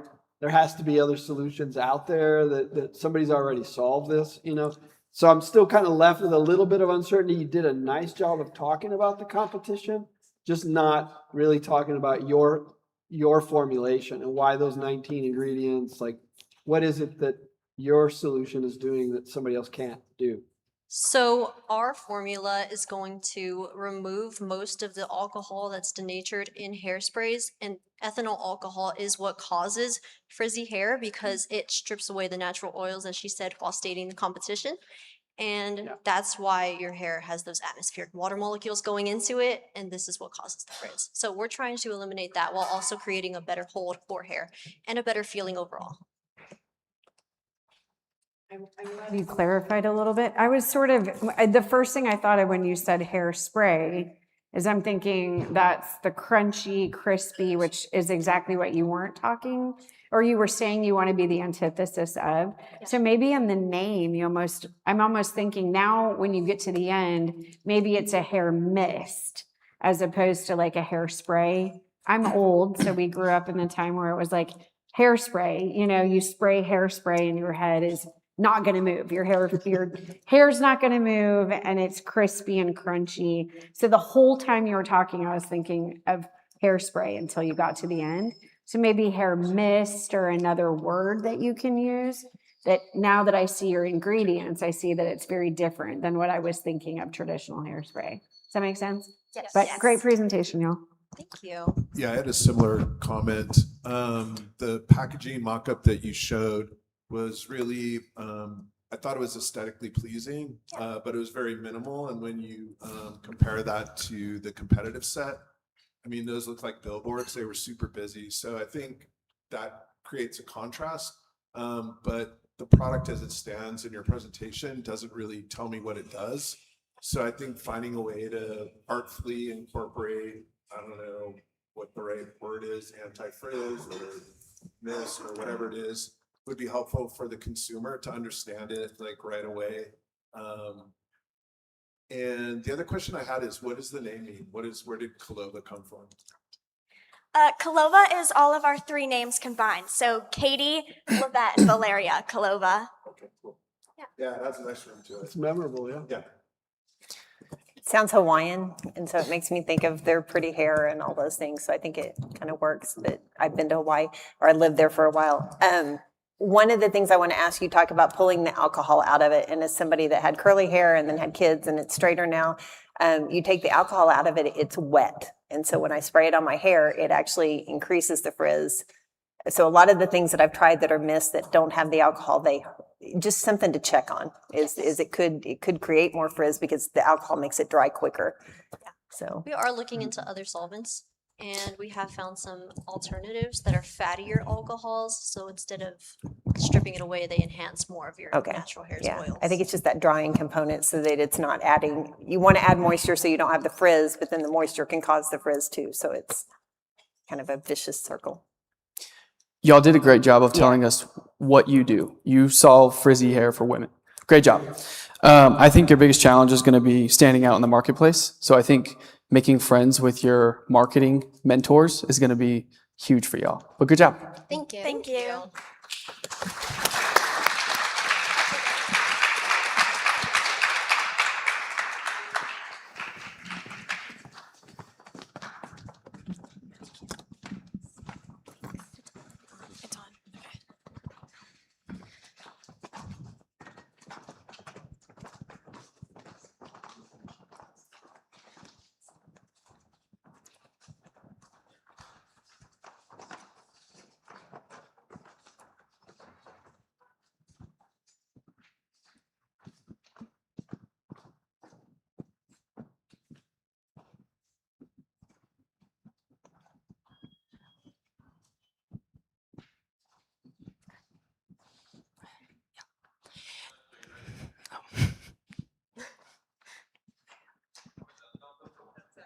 Okay.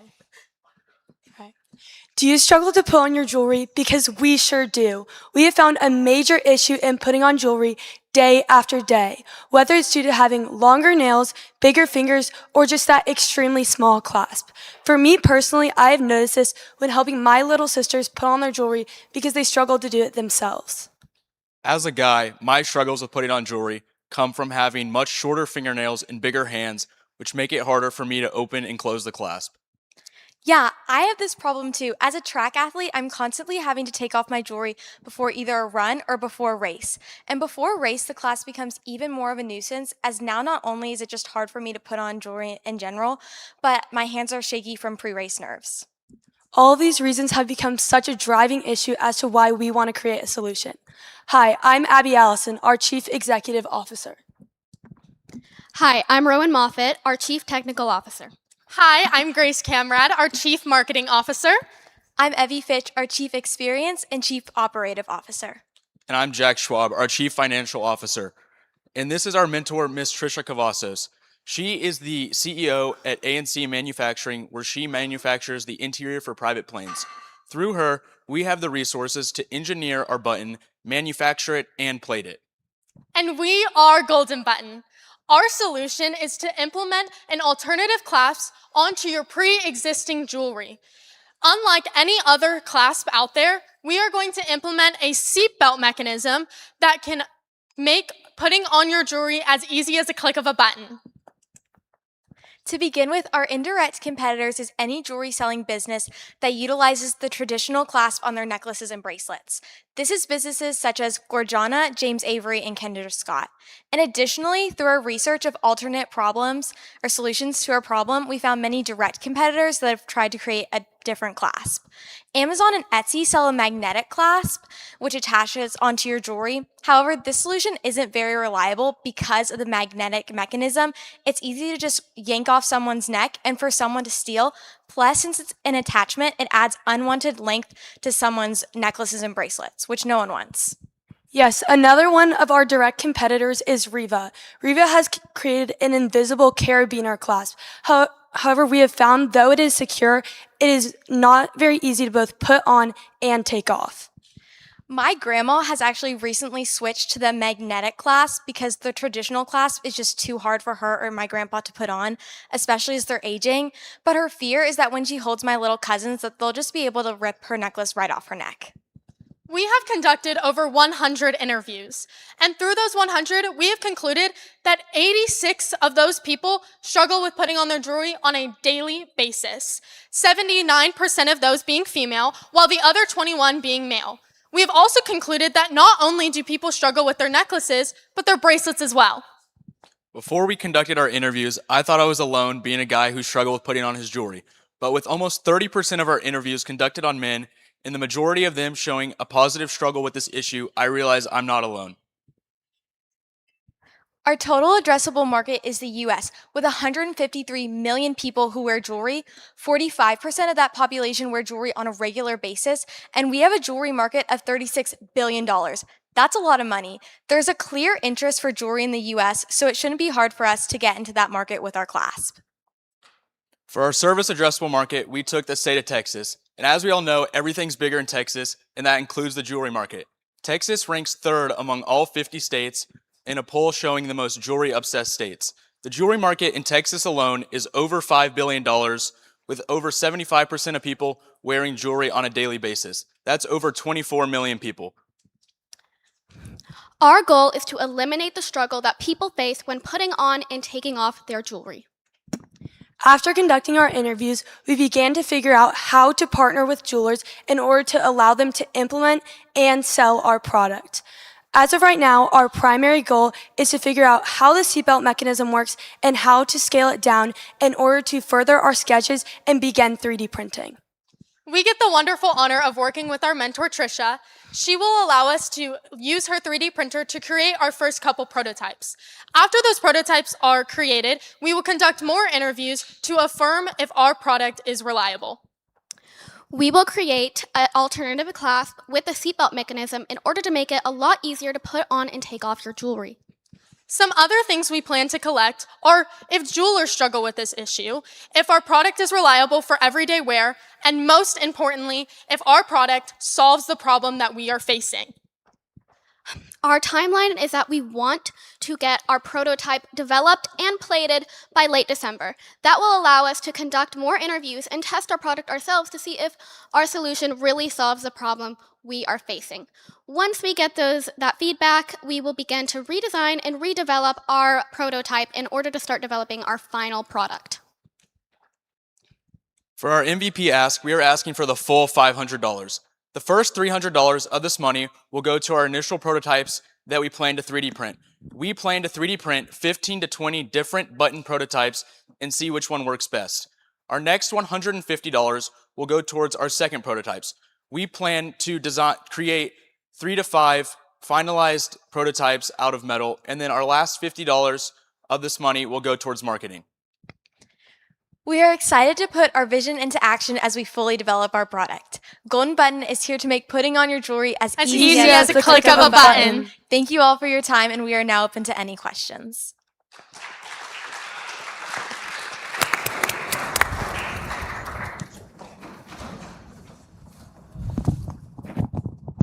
I love how you all talked about great job. I love how you talked about your mentor. It made me feel, as though you have the resources to get this done, which I think is super positive when you're pitching. I also liked your customer review section. You're going over, the guys, how the guys have an issue, and you didn't know that until you started doing the survey. So I like that a lot. Who are you selling to? Are you selling to individuals, or are you going to sell to businesses?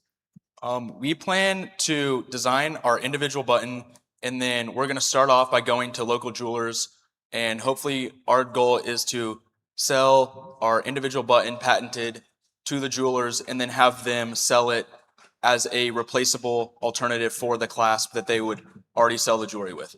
Okay.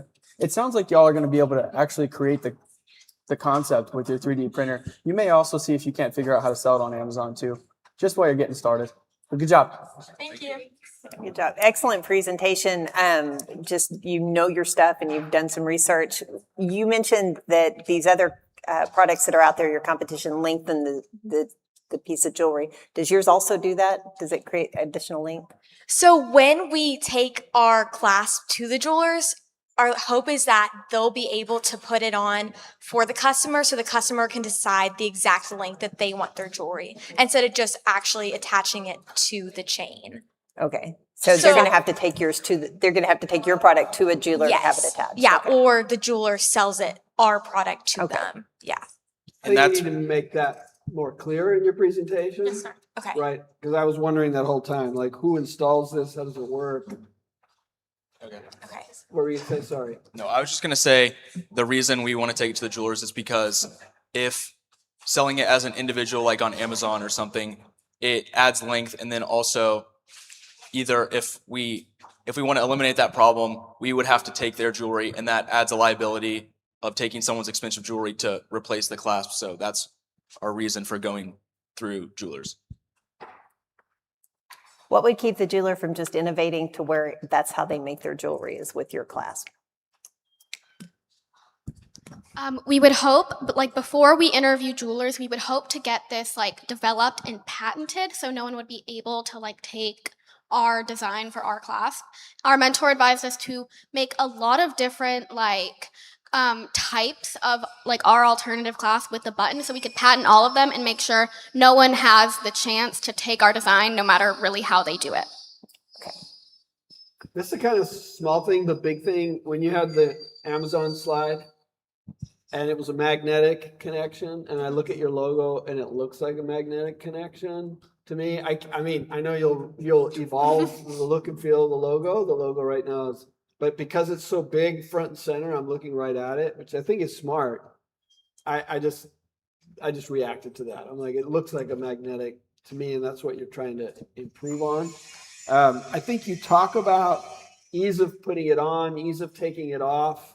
You talked a little bit about it staying on. So I think I would make sure that from a functionality standpoint, that the fact that it's easy to take on and off is you got to also balance that with it's going to stay on as something to talk about. I also would dramatize the problem a little bit more in the beginning.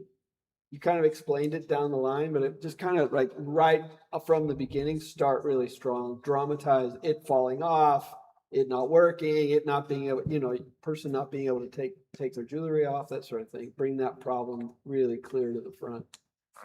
But nice job across the board. Thank you. I kind of went the opposite direction in my mind, thinking about the fastest way to market. And that was to potentially buy chains with your class and just trying to sell it as a total unit, right? And the only reason I say that is because I think getting jewelers to change what they're doing, while I don't think it's a terrible idea, it might be a longer road to you just saying we have easy on and off necklaces and we did them in 2 or 3 sizes or whatever that is, right?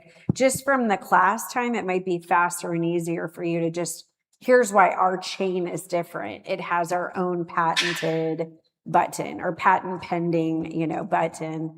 That way you can get, and maybe I just put my own charm on it and I don't have to worry about trying to convince a jeweler, like Kendra Scott to do things differently. Maybe just become your own jewelry line might be faster. But anyways, great presentation. And I see the problem, so it was good. Good job. Thank y'all so much. Thank you.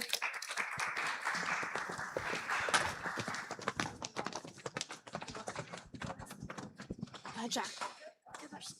Is it on? No, you just go like this, and they're clicking it. This doesn't. I think they're gonna turn it off.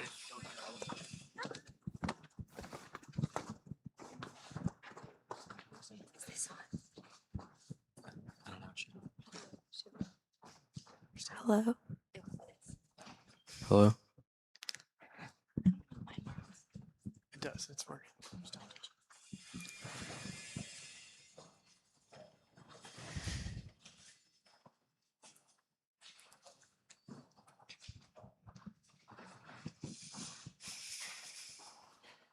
Everyone's getting here. What the hell?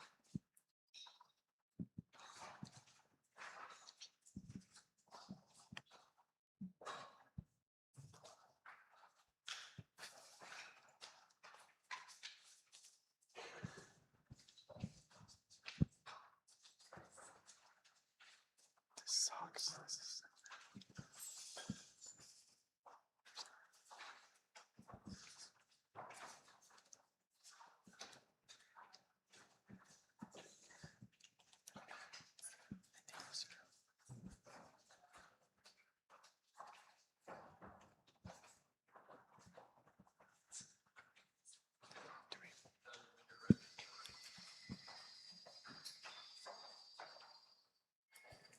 Should we cook or DoorDash? Let's just DoorDash. It's easier. Okay, I'll order it. Oh no, my card declined. I spent over $400 on DoorDash just this month alone. I guess we have to cook. Growing up, my team and I benefited from having parents who love to cook delicious meals from school nights to holidays. But as newly independent young adults with obligations ranging from work to school, we lack the time and experience to create our own delicious meals. I've noticed that many students, including my sister, struggle endlessly to find fast and easy recipes that still capture the comfort of a home-cooked meal. This often leads our generation to constantly relying on DoorDash and other delivery services, whether it's for convenience or because they lack the experience needed to combine flavors for a great meal. DoorDash can get expensive fast. With added costs and delivery fees, it can be almost double the cost of cooking a meal from home. Hi, I'm Judah. I'm the Chief Executive Officer. I'm Sophie, the Chief Marketing Officer. I'm Pierce, the Chief Financial Officer. And I'm Harper, the Chief Experience Officer. And we're mixed up. This is our mentor, Steve Brand. Steve is a retail culinary marketer specializing in package design and product development. He's helping us create and refine the packaging for our product. Our solution is Mixed Up. We're a seasoning company determined to change the way our generation cooks. While cooking on a budget, eating the same meals over and over again can get boring. That's where we come in. Our seasonings come in a kit of 4 flavors: a spicy one, a tangy one, a savory one, and a sweet and sour one. Our unique blends can be mixed up or used on their own to enhance the flavors of any meal. Brands like McCormick and Simply Organic can be confusing because they have too many similar seasonings with unclear labels. It's hard to know which one to use, making cooking feel impossible. We interviewed 100 people in locations like Walmart and H-E-B. Based on our results, we found that the top 4 flavor profiles for seasonings are garlic, salt, pepper, and lemon pepper. We also asked people why they use seasonings when cooking. The majority of people said it's because it makes cooking easier and makes it more enjoyable. Another thing that we noticed is when we asked our generation what their favorite seasoning was, they were hesitant to answer. This confirms that our generation can't get lost in the kitchen. There are 11 million college students in the United States and 1.26 million college students in Texas. 420,000 out of those college students in Texas either cook from home or in their dorms, confirming our large market. Our main question is, can simple, mixable seasonings make cooking easier and more enjoyable for the younger generation? To test this, we'll launch a 4-pack of seasonings with different flavors that can be used alone or combined. A fun, easy way to get creative in the kitchen. We'll start small by sharing samples with college students and tracking feedback and engagement through surveys and more interviews. Our key metrics will be things like online interactions and repeat interest. Based on that data, we'll tweak flavors, packaging, and marketing for our prototype. Our plan follows a simple 4-step timeline. By December, we'll have our first full prototype with all 4 flavors. In January, we'll test these prototype kits with college students through surveys and sampling to see what works and what doesn't. During February and March, we'll refine our flavors and packaging based on what adjustments we need to make. And by early spring, we'll have a polished, ready-to-sell version of our seasoning kit that reflects those changes. To bring our first prototype to life, we're asking for $350 to cover the basic costs. This includes plastic bottles, ingredients, and labels to create 10 complete prototype packs with enough room to play around with ratios. With that, we'll be able to test our 4 flavors and get real feedback from potential customers. Mixed Up is all about making cooking exciting and simple for beginners. Mix it up, make it yours. We are now open for questions.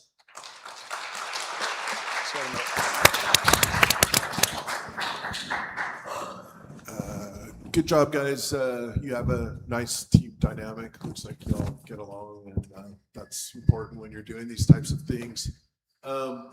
So these are supposed to be sold as a 4-pack?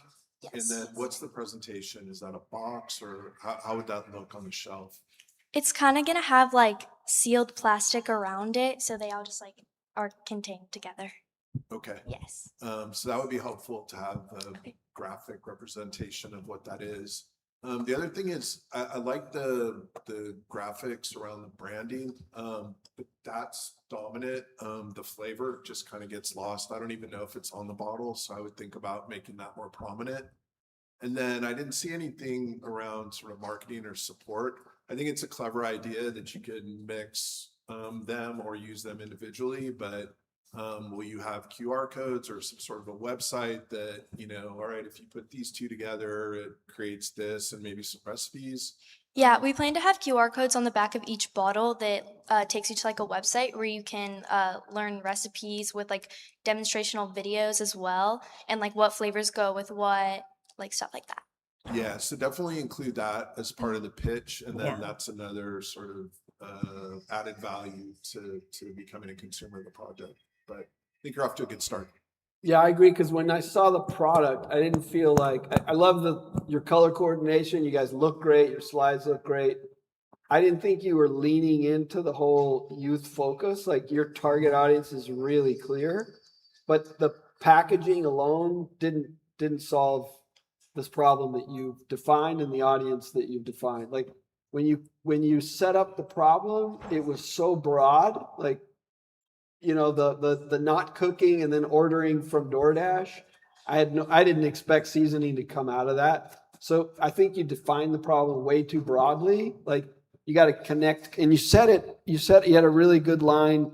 I think it was makes cooking easier. Like, I think you got to link that, the reason people aren't cooking and they're ordering DoorDash, and then link it to seasoning a little bit earlier, because seasoning came out of the blue for me. So I think leaning into why seasoning is going to solve this problem for young people, why is it going to make cooking more easy or easier? and then lean into the branding and the whole experience. What he was saying, I think, is real important. Like you've got something really interesting. You just haven't gone far enough on the product experience yet. Right. I was kind of thinking, I have a college age kid and he didn't know how to cook before. I'm sad to say he didn't know how to cook before he left home. He does eat a lot of chicken. And so I initially put, why not parents? Why are we targeting kids? I don't think it's a terrible idea to teach kids how to eat or how to cook for themselves. I think maybe if you're leaning into younger kids that are still at home and then the transition when they go off to college and they'll be cooking for themselves. So maybe making some of those words and those connections of like, obviously we know mom or dad is making the grocery decisions for the most part, just statistically, right? I don't take my teens shopping with me very often. But if I knew that I was trying to introduce them to the idea of maybe eating healthy poultry, and learning how to at least cook chicken, before you leave home. I changed my mind a little bit about whether or not I think you should be marketing to moms versus kids. But maybe you can do that in your slides of saying, hey, can we do a better job of learning how to cook before we leave home? And we're going to target flavors that appeal to teens so that you like it now and you take it off to college with you later, something along those lines. Great job. And I love the branding too. And I loved all the coordination. So very cute.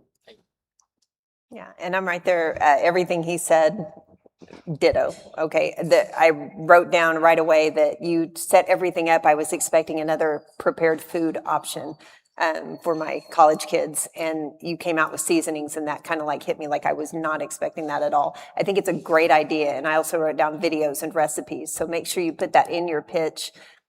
Because you want it, I think that's part of your experience, like showing people experiencing your product when you get to final pitch is going to be huge in the judges understanding what that looks like. So I think showing people having the experience with your product will be have a big impact. That's exactly what I had. I think the recipes are going to be huge. You're going to be making something. Somebody's going to be making something awesome, and then all of a sudden they're going to pull up the mixed up. And they're going to say, this is what you use, right, to make this awesome thing that they're making. And that's how you're going to sell your product. Yeah. Good job. Awesome. Thank you. Thank you all.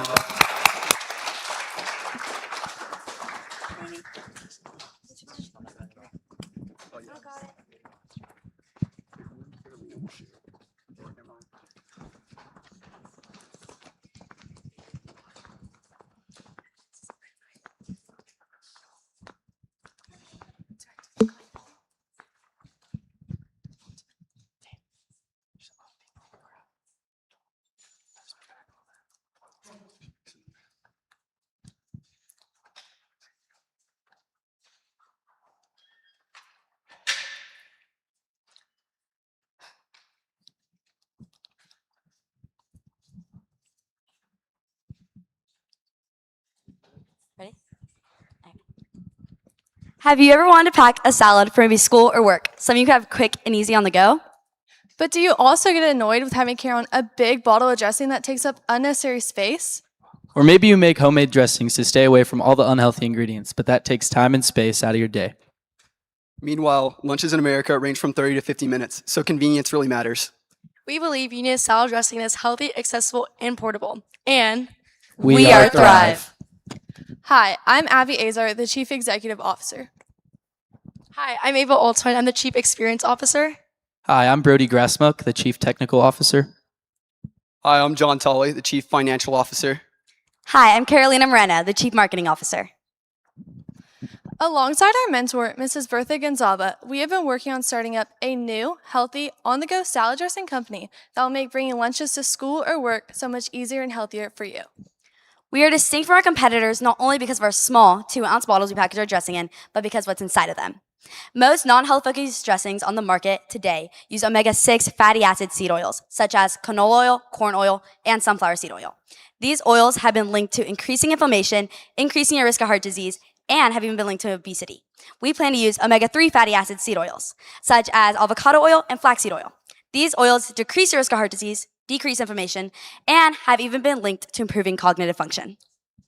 In today's salad dressing market, Direct competitors like Newman's Own, direct competitors like H-E-B Simple Meal salad dressings, Walmart's pocket dressing packs, and Lab's salad dressings excel in brand recognition, distribution, and flavor consistency, but fall short in freshness, balanced distribution, and Indirect competitors like Newman's Own, Side Dish, Tezeme's, and Primal Kitchen offer larger bottles but bring drawbacks that limit real on-the-go use, along with high cost per serving and formulations that don't stay fresh once open. These options often create waste, risk spoilage, and make portion control difficult.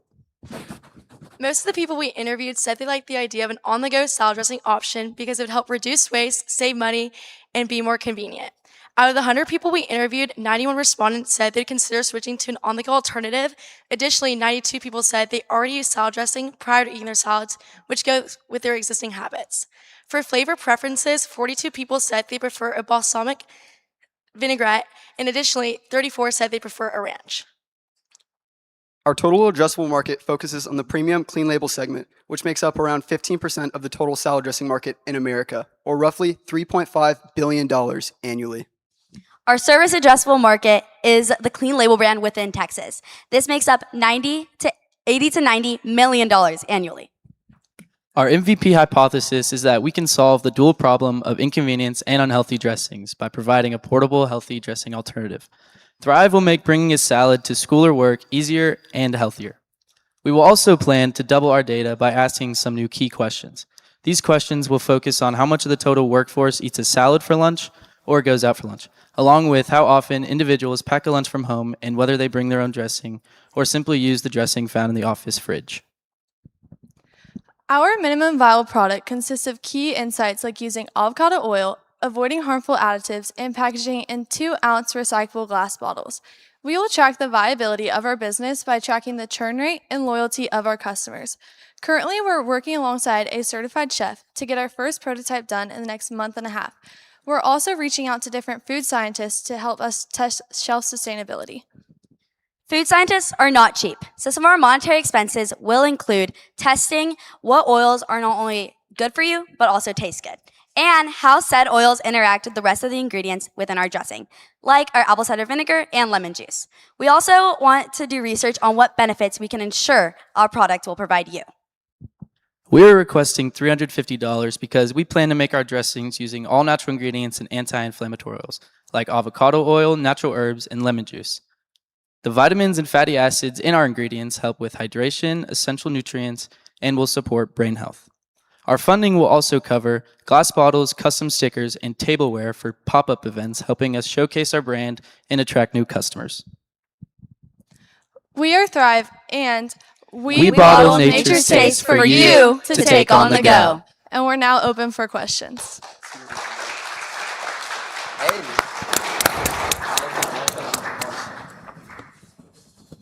Nice job, guys.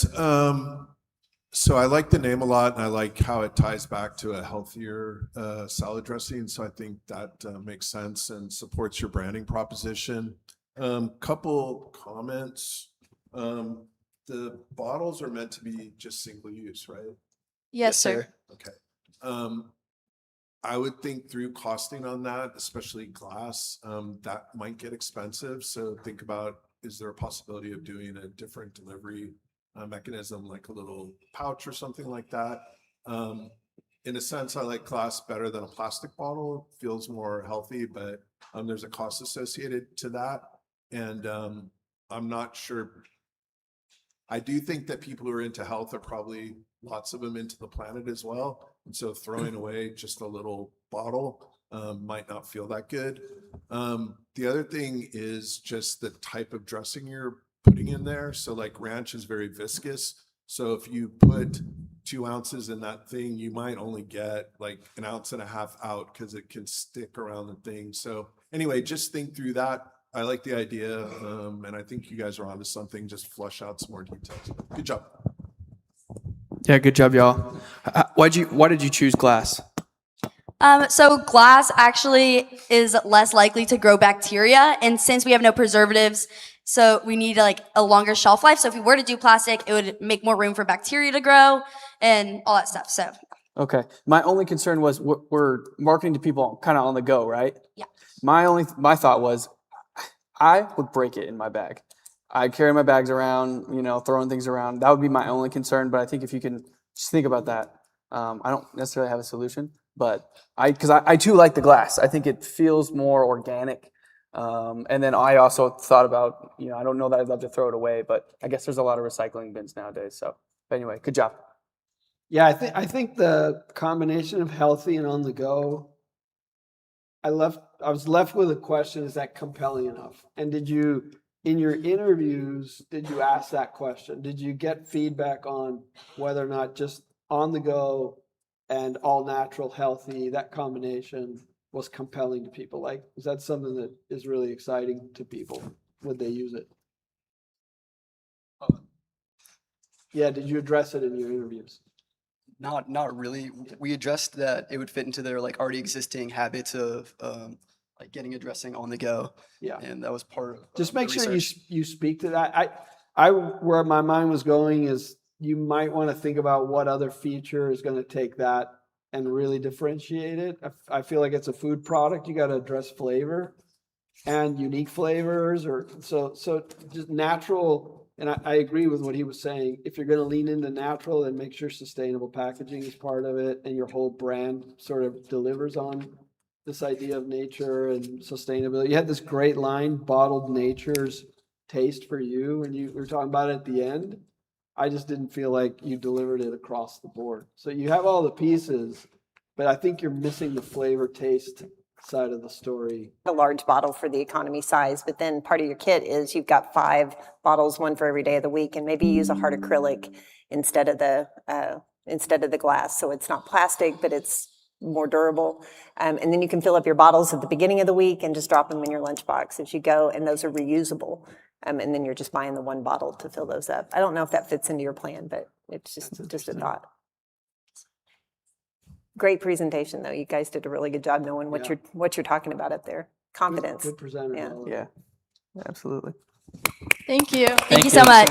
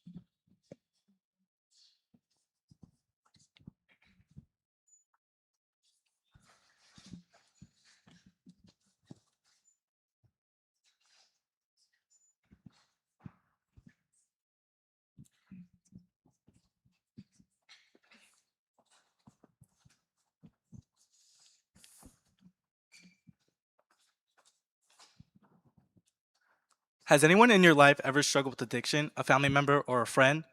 Since I was a little kid, my father had struggled with addiction, and there was times where he would lose motivation and miss appointments. I used to blame myself, thinking I could have done something different so he wouldn't be hurting like this. We have all had firsthand experiences with someone who has struggled with addiction, whether it be family members, friends, or neighbors. This is why we are so motivated in creating a solution. Hi, I'm Bridget Bandel, Chief Executive Officer of Unity Plus. Hi, I'm Roslyn S. Narisa, Chief Marketing Officer. Hi, I'm Isaac Torres, and I'm the Chief Financial Officer. Hi, I'm Elle Waters, and I'm Chief Technical Officer. Hi, I'm Nevaeh de la Fuente, and I'm the Chief Operations Officer. Many people in recovery tend to struggle with managing AA meetings, NA meetings, therapy sessions, and rehab sessions, all the while trying to manage everyday life. This is why you need Unity Plus, a software as a service that helps you track your everyday schedule by getting notifications of when and where your next appointment is. Unity Plus ensures that organizations can give their customers better understanding of their scheduled appointments as well as treatment plans. With this, users can in real time access their treatment plans for any uncertainties that they may have about action. And we understand that recovery is never easy, which is why Unity Plus is built in with the crisis mode. If an individual feels that they're in crisis of relapse or that they are mentally unstable, they can activate this crisis mode. And with this, their emergency contacts that are listed under Unity Plus, whether that be family members or their current rehab professional, will immediately be notified, as well as recentering them to a crisis hotline. Unity Plus is not just a software as a service that we're giving to businesses. This is used for businesses to improve the experience of customers. Our indirect competitors are apps that focus on mental health and task recovery. Some of these being Finch and Calm. Finch is an app that helps you stay motivated and create tasks. However, it does not offer any real medical support. While Calm helps individuals with their mental health and anxiety, these come with very high subscription fees from anywhere to $15 and $20 a month. Our direct competitors are apps that focus on recovery treatment plans, some of them being Jane and WeConnect. WeConnect is a community-based app where it pairs you with people who have also dealt with your same type of addiction. However, this also offers no real direct help. And while Jane offers access to real-time scheduling with your given rehab provider, some users state that notifications simply never gone off, meaning that they ended up missing scheduled appointments.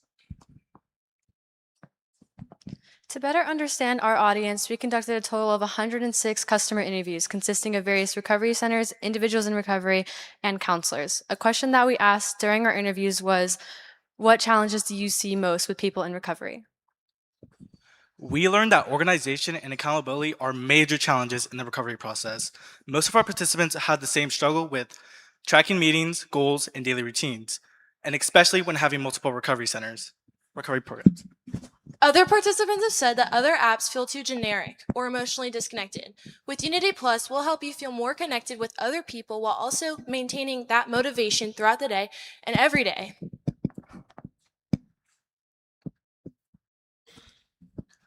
Now moving on to the market size. The total addressable market is 25,000 recovery centers across the U.S. We want to build a strong local. Before scaling nationwide. The serviceable addressable market is 787 recovery centers across Texas. We want to build a strong local partnership and gather real user feedback before scaling nationwide. Our overarching question was, will an app actually help a recovering addict? We believe that it will. Our software will include our software will include messages of motivation and a crisis mode that will help keep our users maintaining their sobriety.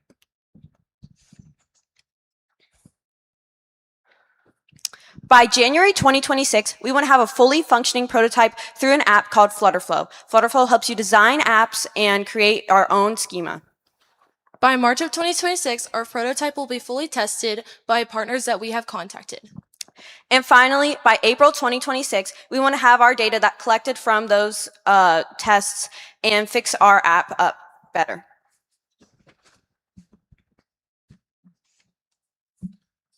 All we ask for is for $500.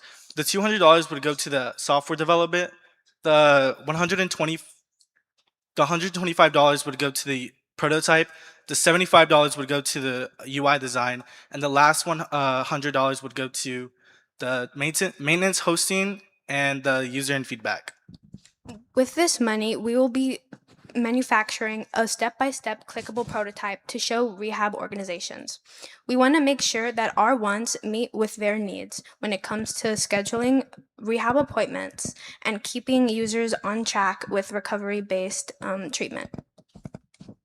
And that is why we say, stay on track, stay connected. We are now open for questions.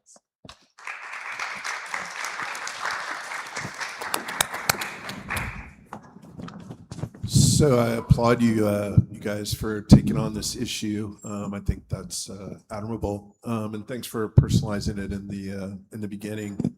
And I think you've identified a real problem, and I think you definitely are on to a possible solution.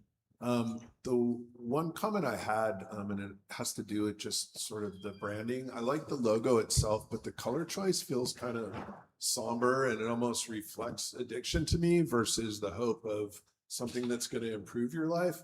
So I just think energetically, you might want to think through that, because I think that colors definitely, they mean something. But other than that, I really like what you're up to.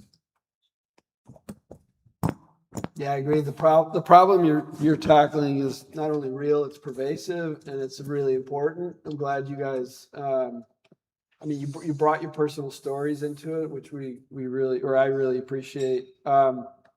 It took me a while to figure out what the solution was. I think the problem is really clear. I'm still not entirely clear how it's going to work and what's involved.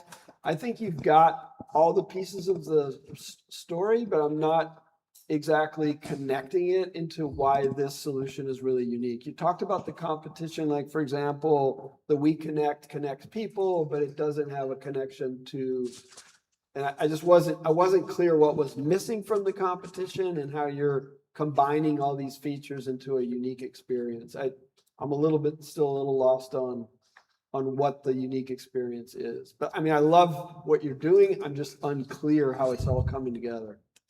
For our competition, such as We Connect, it does not offer like connected medical support. So it doesn't offer you like therapy treatments or any medical plans that will actually help you improve.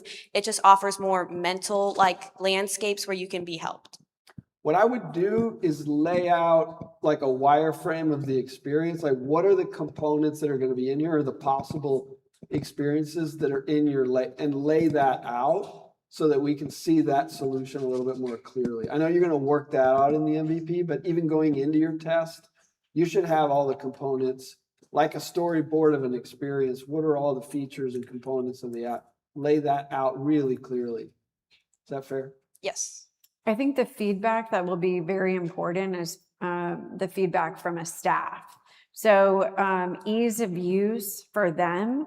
I know that getting notifications and alarms is a real problem, but the information on the other side is only as good as the person putting the information in. So it'd be interesting when you talk about your interviews, interviewing the staff to say, we have X amount of patients and you made it easy for me to send push notifications or something along those lines. It might be where a testimonial from a staff member might be really powerful and it'll be easy for you to get feedback from them. I know apps almost write themselves now. So I would really lean into the AI learning that helps you create apps because there's almost free classes even in how to create an app. So once you start articulating what you want the app to do, I think you'll be able to get that feedback real time from staff. And I think I wrote that along the line of, you talked about the market size. Yes, there's only that, maybe that's as many institutions or facilities, but if you add the number of patients, then I think we get a real, a broad idea of how many people are actually in recovery. Because my guess is that number's very high when you extrapolate how many facilities there are. So, but great problem that you're solving here. Yeah, I appreciate what y'all are doing. I think it's 100% necessary. And I also appreciate your opening story. I think you could lean into it a little bit more and maybe not dramatize it, but really, walk us through what it's like, to be in recovery. Also, I think kind of along the lines of what Melissa's saying a little bit, if there was a way to make this app direct to consumers, it might make your barrier to entry a little easier. I like the idea of going straight to recovery centers, but if you can get your legs, if you will, on some consumers trying it, that might be good too. Good job. Yeah, I think that's where people are isolated, right? The individuals. If you're connected to a center, you already have that connection. But if you're out there and you haven't, sought help yet, or you just started, you're just on that journey, you need connection more than ever. Yeah, I just had a family member go through this, and the hardest part was finding resources. And I think that is kind of what your app is doing, is providing resources, but you don't know what you don't know. So if you can market that, I think that'd be good. We were planning on selling both business to business and business to consumer. So we were planning on selling to like recovery clinics, so it could be like a broader branch of more people. And we were doing a small price on like in-app purchases. Great. Okay. Good job. Nice job. Thank you.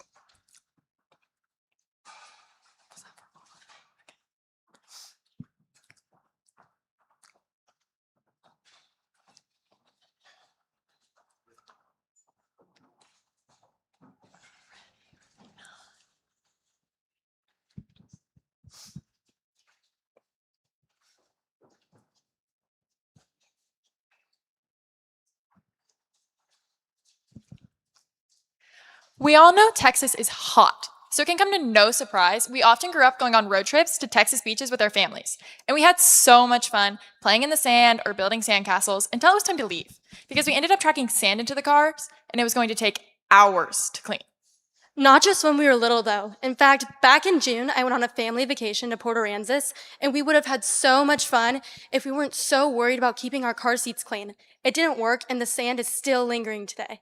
Not just sand, what about sunscreen? For my family, who uses sunscreen religiously, our car seats after the beach become greasy and sticky, only making the sand worse.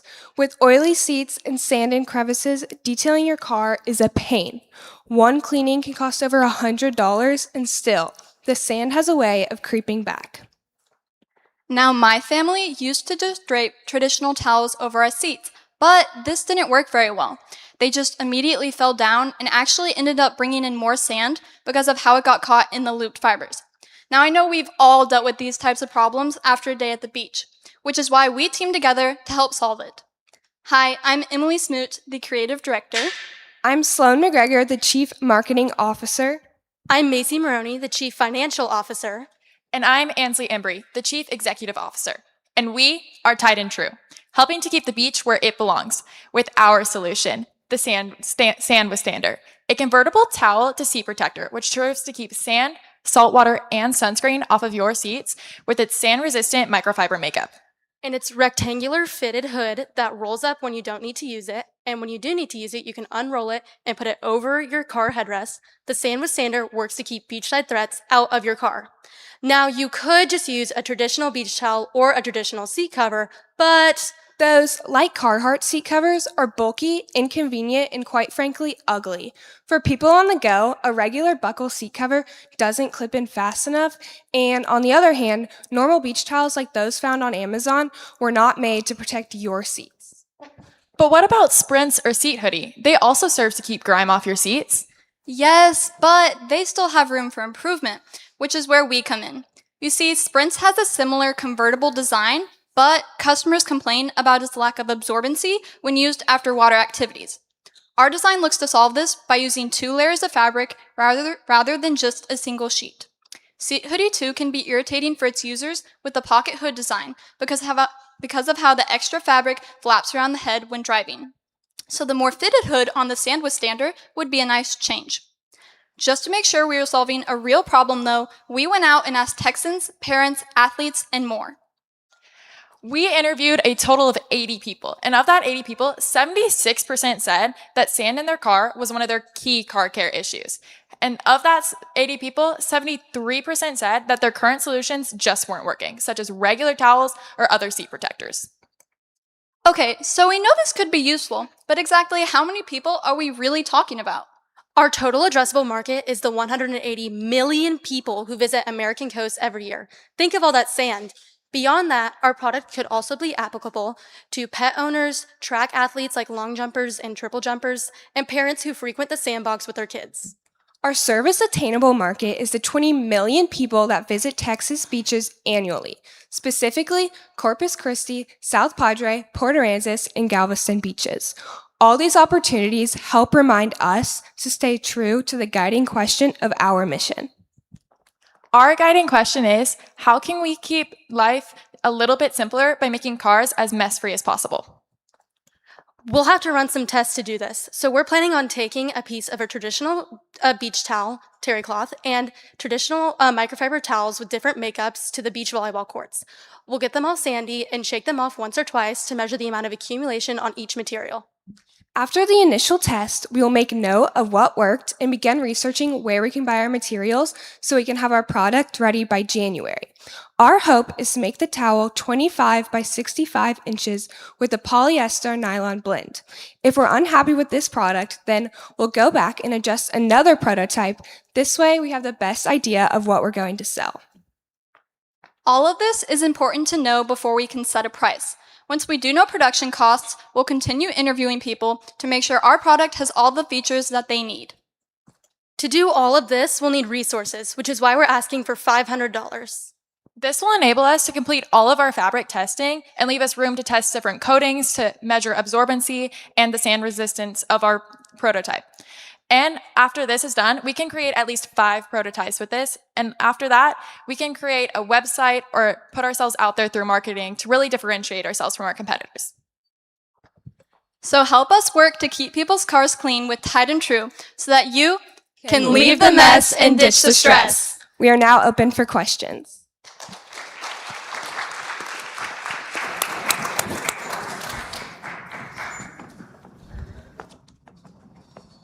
Great storytelling. It was clear that you rehearsed and you practiced and you delivered it beautifully. The way you interacted between all of you, finishing each other's sentences, it was very engaging. Really, really nice job. One of the top presenters in terms of how you delivered it. And I think you clearly stated what the problem is. I'm still unclear whether or not your solution is unique enough to really stand up to the competition, or to, you did talk about traditional towels and the traditional seat covers that don't have the absorbency.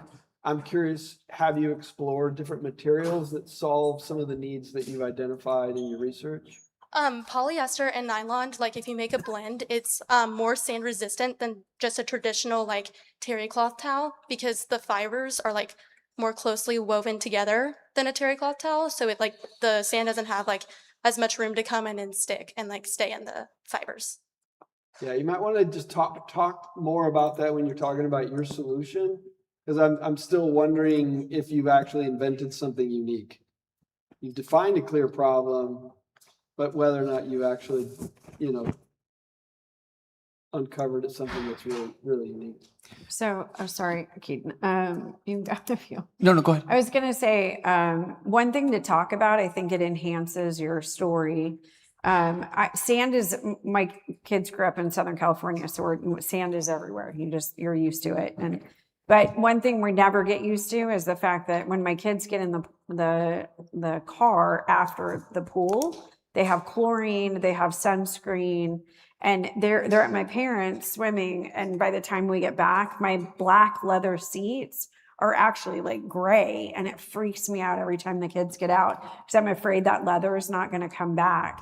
So talking about leather seats, when you went over your Sam and Som or Tam and Som, I would actually talk about people who have leather seats too, because it's a big problem in any kind of environment, having kids even just getting off the soccer field and being sweaty and having sunscreen. It's not good for the leather. And so you actually, I think, have a little bit bigger market if you kind of focus on all the ways that sand and sunscreen and water and sweat can all be damaging to your leather. We all love our leather to stay as nice as possible for as long as possible. So it could be a bigger problem than you've even communicated. But I loved the color coordination too. Good presentation. Yeah, y'all did a great job of conveying the issue, and you painted a picture in my mind with your story, so that was great. In your opening, I was questioning the functionality of the product. I think how you might be able to overcome that for final pitch is show me what it looks like when I'm using these other brands, and then show me what it looks like with your prototype. And I think that's how you might be able to overcome it. But great job. Thank you. Good job. Yeah, I think a picture would be super helpful, and also if you could come up with a solution for sand in the well of the car. Yeah, because that's my biggest problem is just sand on my feet. So I don't know if you just extend the towel so it goes down there as well, but that's a good point for us too. Yeah. Good job though. You might have a shower attached to the car where you just, I'm just kidding.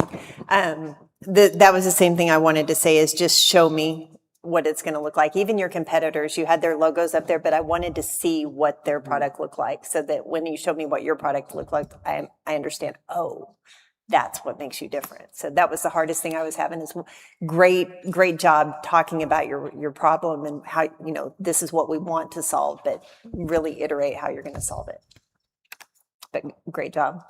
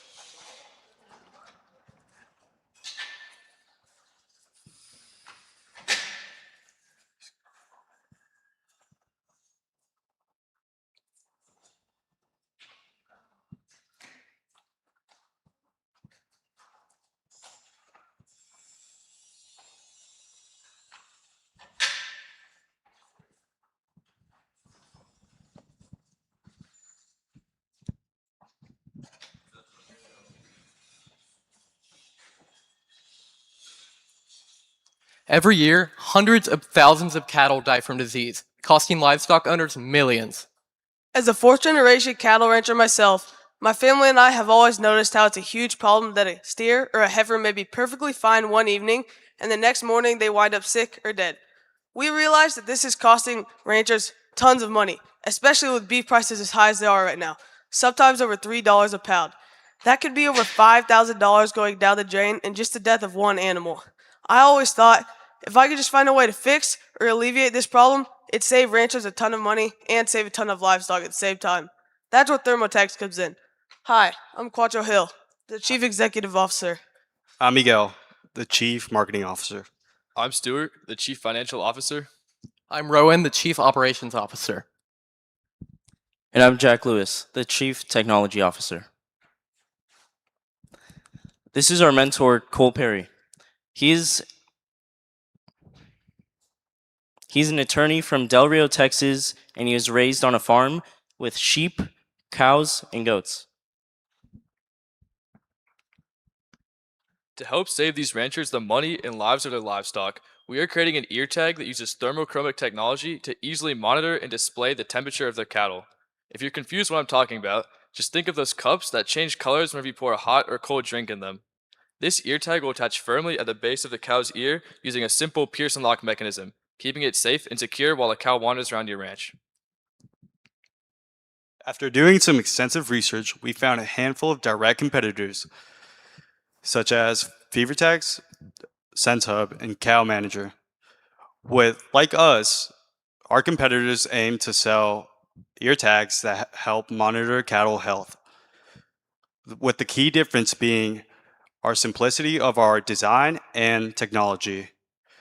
For example, FeverTags sells ear tags that incorporate electronic technology, which blinks red when a regular temperature is detected. Our indirect competitors use different solutions to monitor health, like a collar or a microchip embedded in the shoulder. But the main problem we found with all of our competitors was availability. None of these companies sell in retail, and when you try and purchase their product online, it becomes a long, exasperating process of emails and Zoom calls that, frankly, ranchers just don't want to deal with. That is why we're aiming to put our product in local retail stores like Murdoch's or Tractor Supply, making our product accessible to the everyday rancher. For our total addressable market, we found that there are over 94.2 million head of cattle across the United States, with other kinds of livestock such as sheep, pigs, and cows, totaling to over 150 million livestock bearing ear tags. Our serviceable addressable market is the state of Texas, where there are over 12.2 million beef cattle alone. When you add in those other pigs, sheep, and goats that wear ear tags, that number actually rises to well over 20 million. We've interviewed over 75 ranchers in the San Antonio and surrounding area, and 60 of them said that their current solution to monitoring the health of their livestock is either time-consuming, inaccurate, or labor-intensive. From our interviews, we found that 5 to 10% of ranchers' livestock deal with sickness each year. With the rising beef prices in the US, even losing just one animal can cost ranchers thousands of dollars that they won't get back. When we presented our idea, 50 of the 75 ranchers said that they would implement our product into their operation, believing that the color-changing tag can help detect fever earlier on. These interviews showed us what we'd always known, that the 5 to 10% annual loss of livestock due to disease was having a severe effect on our local ranchers. However, we still want to find out more. And to do this, we've set up a meeting with a large animal veterinarian from Texas A&M Ranch. This will allow us to see how things like the environment or changes in animals will affect the effectiveness of our ear tag. Other questions that we wanted to ask and clarify are whether or not ranchers would want an app and GPS system to pair alongside these ear tags, and we also want to find the best way possible to create these ear tags and make sure they're not affected by the ambient temperature and light outside. For our MVP product, we will create the most basic version of our product, a simple pierce and lock tag that changes temperature when a fever is detected. We will achieve this through thermochromic pigment that changes color on a temperature change.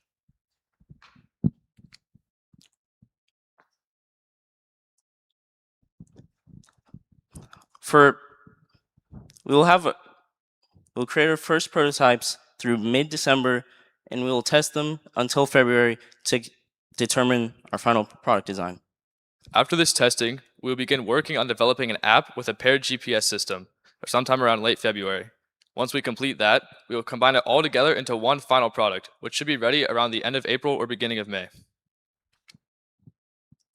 We will need a total of $500 to invest back into our company. $50 will be used for a website domain and name, and $55 will be put towards making ear tag molds. The remaining $395 will be put towards the tag materials and technology. With this, we should be able to create well over 75 prototypes. Thank you, and remember, we're ThermoTags, saving livestock one tag at a time. We are now open for questions.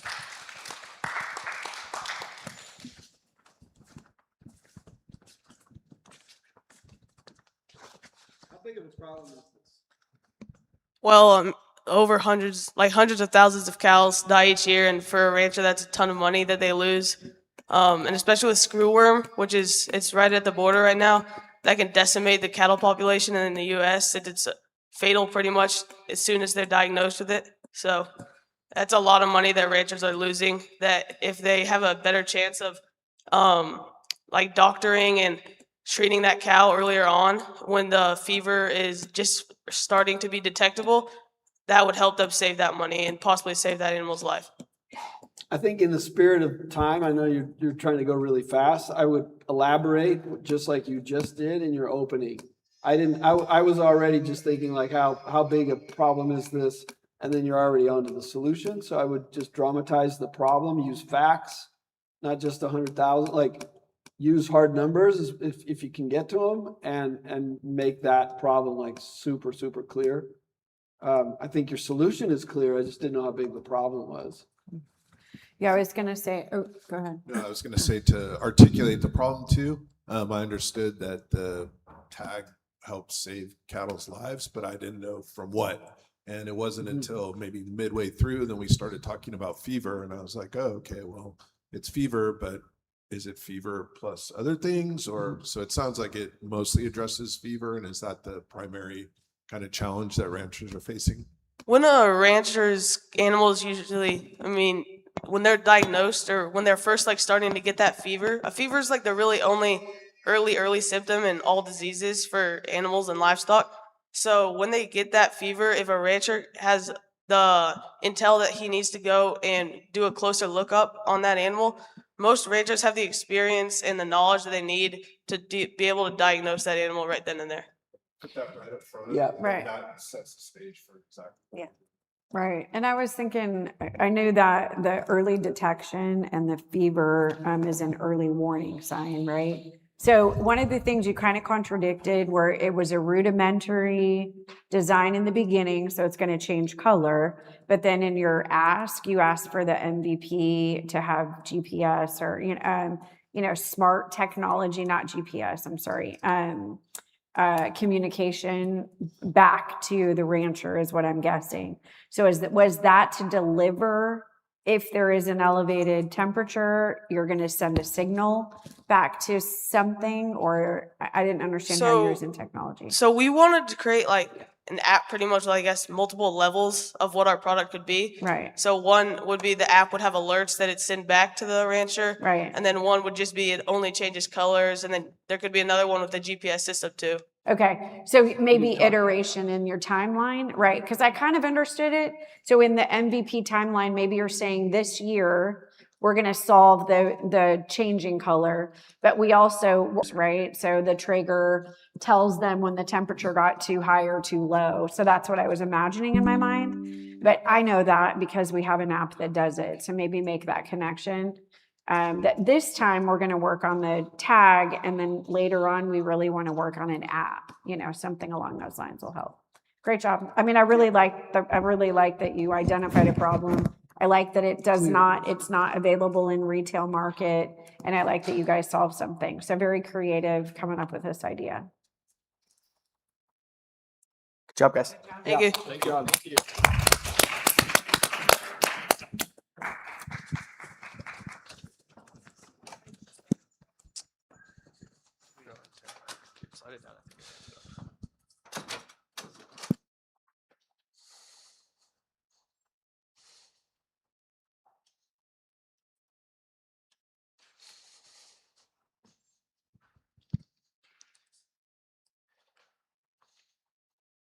Are we good? Okay. Testing. 1 in 5 American teens struggle with anxiety, depression, or some sort of mental health disorder. Sadly, I am part of this statistic. I've been less stripped of my money and my time and unhappy with the therapeutic system. Sorry. Hi, my name is Carlos Bazan. I'm Chief Executive Officer of a developing app called Rise EQ. This is my mentor, Tracy Timon. And our solution to our problem is saving time and money by hitting the problem of EQ.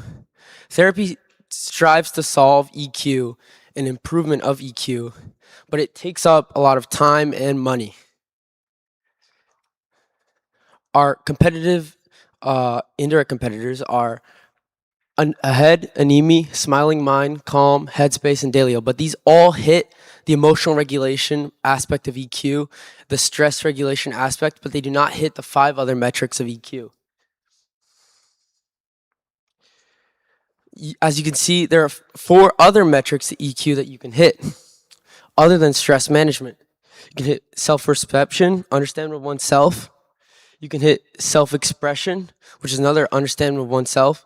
You can hit interpersonal, which is another understanding of oneself. And you can hit decision making, which is a logical analysis of understanding how you want to make a decision. 8.3 teens in America struggle with some sort of therapeutic problem and seek help. 1.2 million teens in Texas struggle with some sort of therapeutic problem and also seek help through the therapeutic system. And approximately 100,000 teens in San Antonio struggle with therapeutic problems and ask for help through therapy. This is about $12.5 billion of money just through teens, but our product can also help adults and children. We just are focusing on teens right now because that is a key problem. Our MVP question is, can an app-based model help improve EQ and save time? Our research shows that therapy wastes a lot of time, while an app-based model would save time. 100 of our interviews show that therapy wastes time, and 87 out of 100 of our interviews say that an app-based model could save time and effectively hit the problem. How we would mock our app and test it is through Figma Pro. This will allow us to create a mock trial app and then supply it through via interview, and then we can see if it's effective or ineffective, which our hypothesis is that it will be effective and will hit an improvement in EQ. By the way, EQ is emotional quotient, which is emotional intelligence. It's an aspect of understanding of oneself. So our timeline would be, we would start a development phase when we get our funding, which would be December 1st, and then we would create our mock trial app December 27th, and then I would start the experimental phase February 1st, and then our improvement of our mock trial app will be March 20th, and then our final mock trial app will be May 1st. Our ask is $300, $100 for 6 months of Figma Pro, $55 for Wix, which is an website builder, so we can create our app on a website through Figma, and then $45 for a domain name, and then $100 for any contingencies, like costs that we haven't really found yet. Life is about rising. Why not rise your EQ?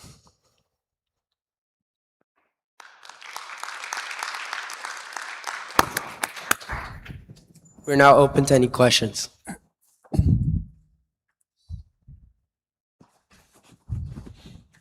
First of all, thank you for taking this on and for sharing your own personal story and making this a personal mission. So I wish you great success. Thank you.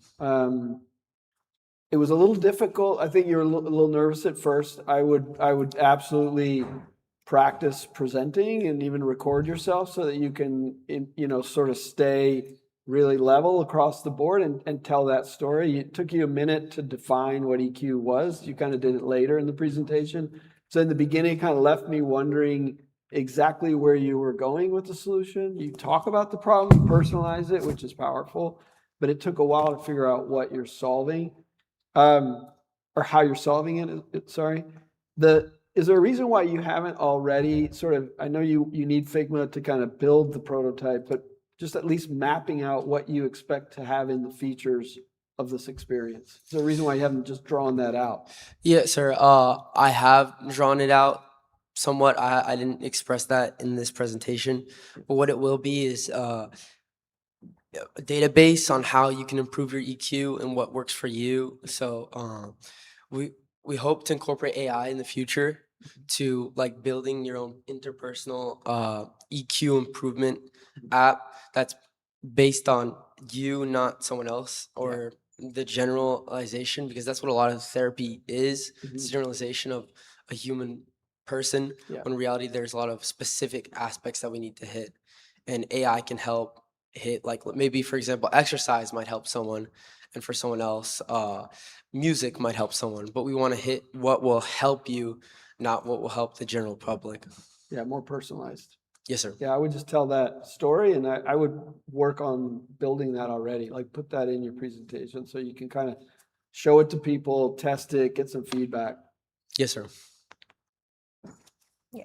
And I was going to say the same thing as far as the EQ. Just tell me what that is right off the bat. So if I don't know what EQ is, you're giving me that definition right off the bat. And then you made a comment about therapy is a waste of time, and that people would benefit more from having an app and doing it, one-on-one with their app. But I think there's an element of having that therapy with that community or that person, and some people need that, but then your app fills in those gaps for the day-to-day following the therapy session. Kind of like with physical therapy, you have exercises you work on at home, your app fills in the gap Yes, on the ma'am. backside of it. So, and that may be something you have planned, but We could also add, our app can be expanding, so we can add there's a lot of online therapy. Our app can give that online therapy, but through a class, there's so much that could go on through this app. We just need to start the app first and see what people have to say. okay. I think it would be good to create a hypothesis, though. Yes, sir. And to have that out there, what you think it's going to do, at least have it mapped out. Yes, But sir. I think you did great. Thank you. Yeah. Oh, sorry. I said the same thing, just bring the EQ sooner so that I understood it. I wasn't sure what that was. I feel like you answered a lot of questions in the Q&A. So just think back about the Q&A and put that into your presentation. Yes, sir. Yes, ma'am. Sorry. Thank you. Yeah, nice job.